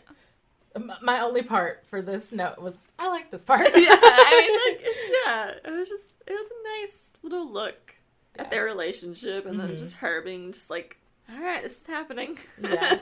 I was like, and I especially love, it's like, so look, this is what I know. I think your father has something to do with Cave's water, the ley line, way back before you were born. Callan and Persephone and I were messing around with things we probably shouldn't have been messing around with. Drugs, rituals. Are you messing around with drugs? No, but maybe rituals. Drugs might be better. Yeah, very cute. Yeah. A little Gilmore-esque. Yeah. Yeah. I liked that part a lot, especially the, like, rituals. Drugs may be better, which probably fair. I feel like drugs probably are better than rituals. Yeah. In this universe, maybe. We don't mess with the Fae. I mean, and if we mess with the Fae, we are very protected, and we go into it knowing. Yeah, we don't do the things they did when they came upon the first time. It's like when we do Ouija boards, we make sure we set up everything correctly. You close the circle. Close the circle, open the circle positively, make sure there's, you know, your intentioners are clear that this is going to be a positive session. It was like... Do not give anything a chance to come through and fuck shit. Yeah. It was like when Blue and Callow were exploring, and Persephone were exploring the attic, and they saw the mirrors facing each other. I was like, nah, bitch. We don't do that in this house. That's a portal to a demon world. Yeah. So immediately I was like, okay, no, this ain't good. And that's why she was like, don't step in there. Nothing good comes from mirrors facing each other. Nope. Don't do it. Don't put mirrors at the end of your bed either. Oh, hell no. I don't have a lot of mirrors in my house, period, just because I like mirrors, but they freak me out. I have a stand-up mirror, and so I have my bed here. Mm-hmm. And then I have my bench Mm-hmm. And then I have my stand-up mirror facing that way, away from my bed. But it's still facing my closet, and sometimes I still get unsettled. I'm like... That's fair. As long as it's not, like, facing your bed this way, you're good. No. The mirror is not facing my bed. The mirror is facing away from my bed. It's at the end of my bed, but facing away from my bed. But it's facing my closet, and it still sometimes unsettles me. Yeah. Mirrors be weird. Mirrors be weird. That's what's just to take away from this. Mirrors be weird. Mirrors be weird. Mirrors be weird. So, in Cave's-Water, as the ritual is being set up, Welk overpowers Neve, but then Adam is there. Yes. Now we go to Blue and Gansey and Ronan showing up, and they are back at the car, and in the dust on the windshield of the car, the word murdered is being written in the dust by a seemingly ghostly figure. Yeah. Which is Noah. And it kept writing over and over again, just murdered, in frantic writing on the Mustang. And then Ronan takes a step forward and pressed his finger to the windshield. And while they watched, he wrote, remembered. Yeah. I do get a little emotional. That's very sweet part, yeah. I don't ever cry, but I do. I'm just like, you know. Yeah. So now they're going, like, through what the sacrifice has to be, like, because Welk was like, I'm going to use you as a sacrifice, and Neve was like, that doesn't work. Yeah. You're not personal to me. And he was like, well, you were going to kill me, and I'm not personal to you. And she was like, but killing is, but killing, you've already killed someone, so you can't use killing as a sacrifice. And so that's when Adam connects that he knows what he has to do. But Adam knew what sacrifice meant more than he thought Welk or Neve had ever known. He knew that it wasn't about killing someone or drawing a shape made of bird bones. When it came down to it, Adam had been making sacrifices for a very long time, and he knew what the hardest one was, on his terms or not at all. He wasn't afraid. Being Adam Parrish was a complicated thing, a wonder of muscles and organs, synapses and nerves. He was a miracle of moving parts, a study in survival. The most important thing to Adam Parrish, though, had always been free will, the ability to be his own master. This was the important thing. It had always been the most important thing. This is what it was to be Adam. Kneeling in the middle of the pentagram, digging his fingers into the soft, mossy turf, Adam said, I sacrifice myself. Gansey's cry was agonized. Adam, no, on his terms or not at all. I will be your hands, Adam thought. I will be your eyes. And now Adam has sacrificed his autonomy to the forest. Yes. He belongs to Cave's-Water, which is his biggest sacrifice, is belonging to someone else. He didn't want to belong to Gansey, but he knows his sacrifice has to matter, and his sacrifice is now belonging to the forest. Yeah, that was literally his whole personality for 406 pages. Yeah. Now that the ley line is being woken up, the world is, like, crumbling. There's, like, an earthquake. There's shit's happening. There's a stampede. Yeah. They all get safe inside the tree, whereas Adam is safe inside the circle. Mm-hmm. When they come out, Welk is dead outside of the circle. And Gansey is horrified because Adam stopped Welk from coming in. And Adam was like, he killed Noah. Yeah, it's what he deserved. Yeah. Blue is like, we should get out of here. And Gansey's like, yes, we need to go. We can decide on what to do about Welk outside. Wait. They all heard the voice this time in English. None of them moved, unconsciously doing precisely what the voice had asked. Boy, scimus quidque quaeritis. Boy, we know what you're looking for. Though the trees could have meant any of the boys, Gansey felt as if the words were directly, particularly at him. There's a typo. Yeah, were directly, particularly. Yeah, that's supposed to say were directed particularly at him. I just now realized that as I was reading it aloud. I think whenever I've read it in my head, I just kind of fill it in. What am I looking for? In response, there was a babble of Latin, words tumbling over one another. They all looked at Ronan for a translation. They said there have always been rumors of a king buried somewhere along the Spirit Road. They think it must be yours. Mm-hmm. His king. In chapter 76, it's Noah's funeral. Chapter 76? Chapter 48. Okay, I was like, I think your book's longer than mine. It's note 76, chapter 48. I was just like, babe, we don't have the same books. No, I saw the 76 up here to point me to note 76, but it's chapter 48. But I took a note on the whole chapter instead of like a specific point. No, you're good. So it's Noah's funeral. He wants Blue to tell his mom he's sorry for drinking her schnapps. Yes. And I'm like, oh.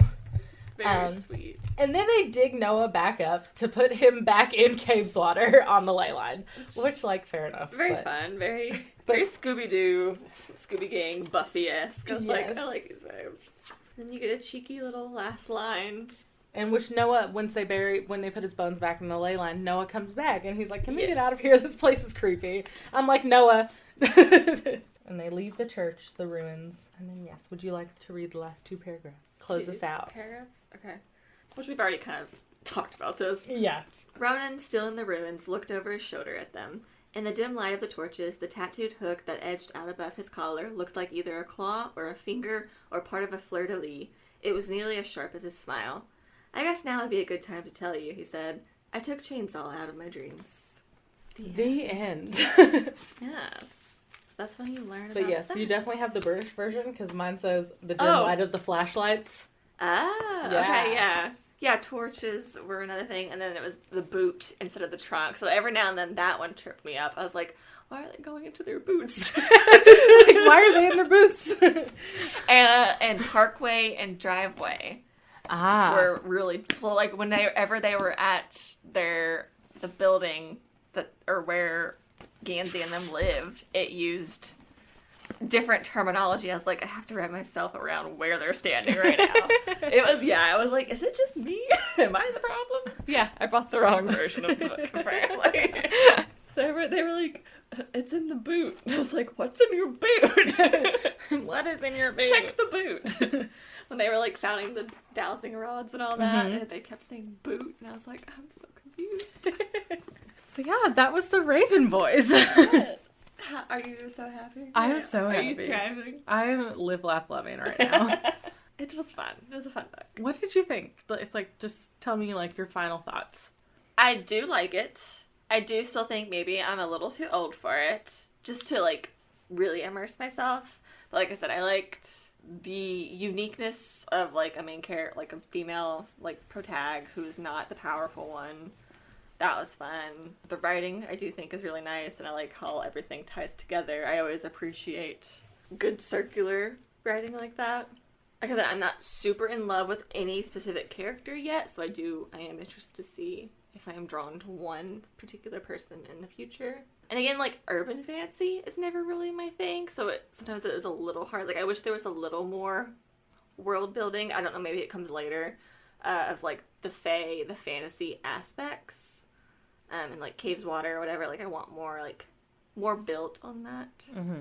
So at least for like now, like it's good. I read it in a day, so like obviously I was able to read it very quickly, which is a good sign. Yeah. But I liked it.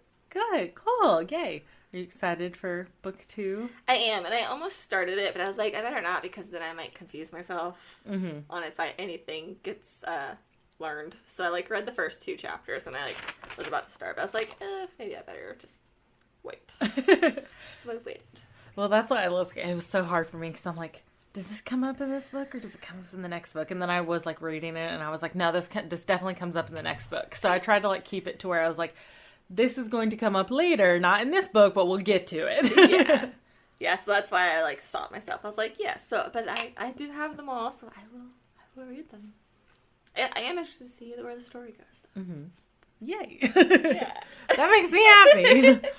Do you have, of the 4 first, do you have a favorite book of the 4? Of the first 4? Yeah. The Dream Thieves. Okay. This next book, okay, yeah. So the second book. Love the Dream Thieves. Well, with like how the last like paragraphs or whatever of this book, and then the title of the next one, I am very interested in the next book, so. It's very good. And is each book, like, kind of focused on a person? Like, is that what the titles mean? Because I noticed the titles, other than, like, this one, the next one seems, like, Ronan-esque, and then the third one seems very blue, and then the fourth one I'm imagining is very Gansey. So I was just wondering about that. Yeah. The second one is definitely very Ronan. Okay. The third one is kind of blue. I'm just going based on the title. That's all I read. And it has her name on it, so I was like, okay. Blue Lily Blue comes from Gwynthlian. Okay. But I figured the second book with everything that just happened. Yeah. I was like, okay, so this might be Ronan-based. Yeah, this is very Ronan-based, and I love it. And I also I love the Raven King. So the second one is probably my favorite, and then the fourth one is probably my second favorite. Okay. Cool. I also love book 3, though. I also love book 1. But if you had to pick a favorite, you think, too? Yeah, I think The Dream Thieves is definitely my favorite. Juicy. Anything else you wanted to say about it? I feel like I have talked too much, and I have probably said everything I can say. Now I just want to make sure you without, like, spoiling the rest of the series. You can definitely tell you're passionate, which I love. Are we ready to spin? I think so. Alrighty.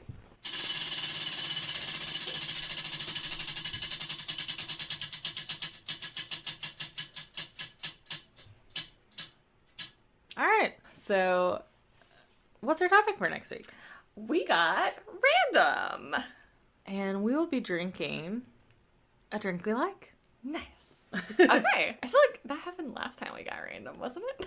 I don't remember. We can talk about whatever we like, and we got to pick whatever we like. Yes, because it was too many decisions for us to have to make on one episode. So, hey, it's just circles here. That's all we run in. So, yeah, we'll just literally be talking about whatever. Hope you guys enjoyed this very long episode. Books usually run a little long, but that could be nice if you have a lot of time in your hands. Yeah. A long work day or a long road trip. Yeah. And you like hearing about a very specific thing. Do you want to talk about what will be going forward since this is a series? Yes. So now that we have done the first book on the podcast, we will be taking bonus content for the podcast to our YouTube channel. So if you are subscribed to our YouTube channel, we post gaming videos roughly every Tuesday. We try to post them every Tuesday. Keyword try. But when we do have bonus episode for the content, we will be posting those YouTube videos on Thursdays. So check out our YouTube channel, subscribe to our YouTube channel, and if you ever look on a Thursday, we will have, and we'll tell you in the podcast when we're going to have bonus content, so you know to look. So look out for our YouTube channel for us to have bonus content. That will be us going over The Dream Thieves next. And then after that video, we'll be doing Blue, and then The Raven King. And then maybe a bonus video of me tying everything together, but I feel like I've already done that in these episodes. So that could still be interesting. We'll see. Maybe not. We'll see. We'll see what happens. But that is the plan going forward, is that we will post the bonus episodes talking about the rest of the series on our YouTube channel to be posted on Thursdays. Yes, if you're interested in that and want to follow along and or read along. Since these are definitely spoiler heavy. Yeah, very spoiler heavy, especially with these books. They're very circular. Puzzle pieces. Just like time. Yes. Da-da-da. Well, so if you would like to find our podcast, especially for our YouTube, all of our @s are Sip and Spin Pod, Twitter, Instagram, YouTube, TikTok, all of the above, Sip and Spin Pod. You can email us at sipandspot at what? Spot. That's our secondary. You can email us at sipandspinpod@gmail.com. If you would like to find Brittany, you can find her at Whimsy Dream or Whimsy Dreams. You can find me at Gleam YKS. But as always, the 3 link trees will be down in the description below. Yes. And we thank you for hanging out with us during this extra long episode. Yes, thank you for listening to me talk about my favorite thing in the Skylar world. be so happy. She did great. Anything you're like, I'm really confused about that, you should go read it for yourself. Yes. Or ask me. Or yes, get in Skylar's DMs. She would love to tell you anything. My DMs are open.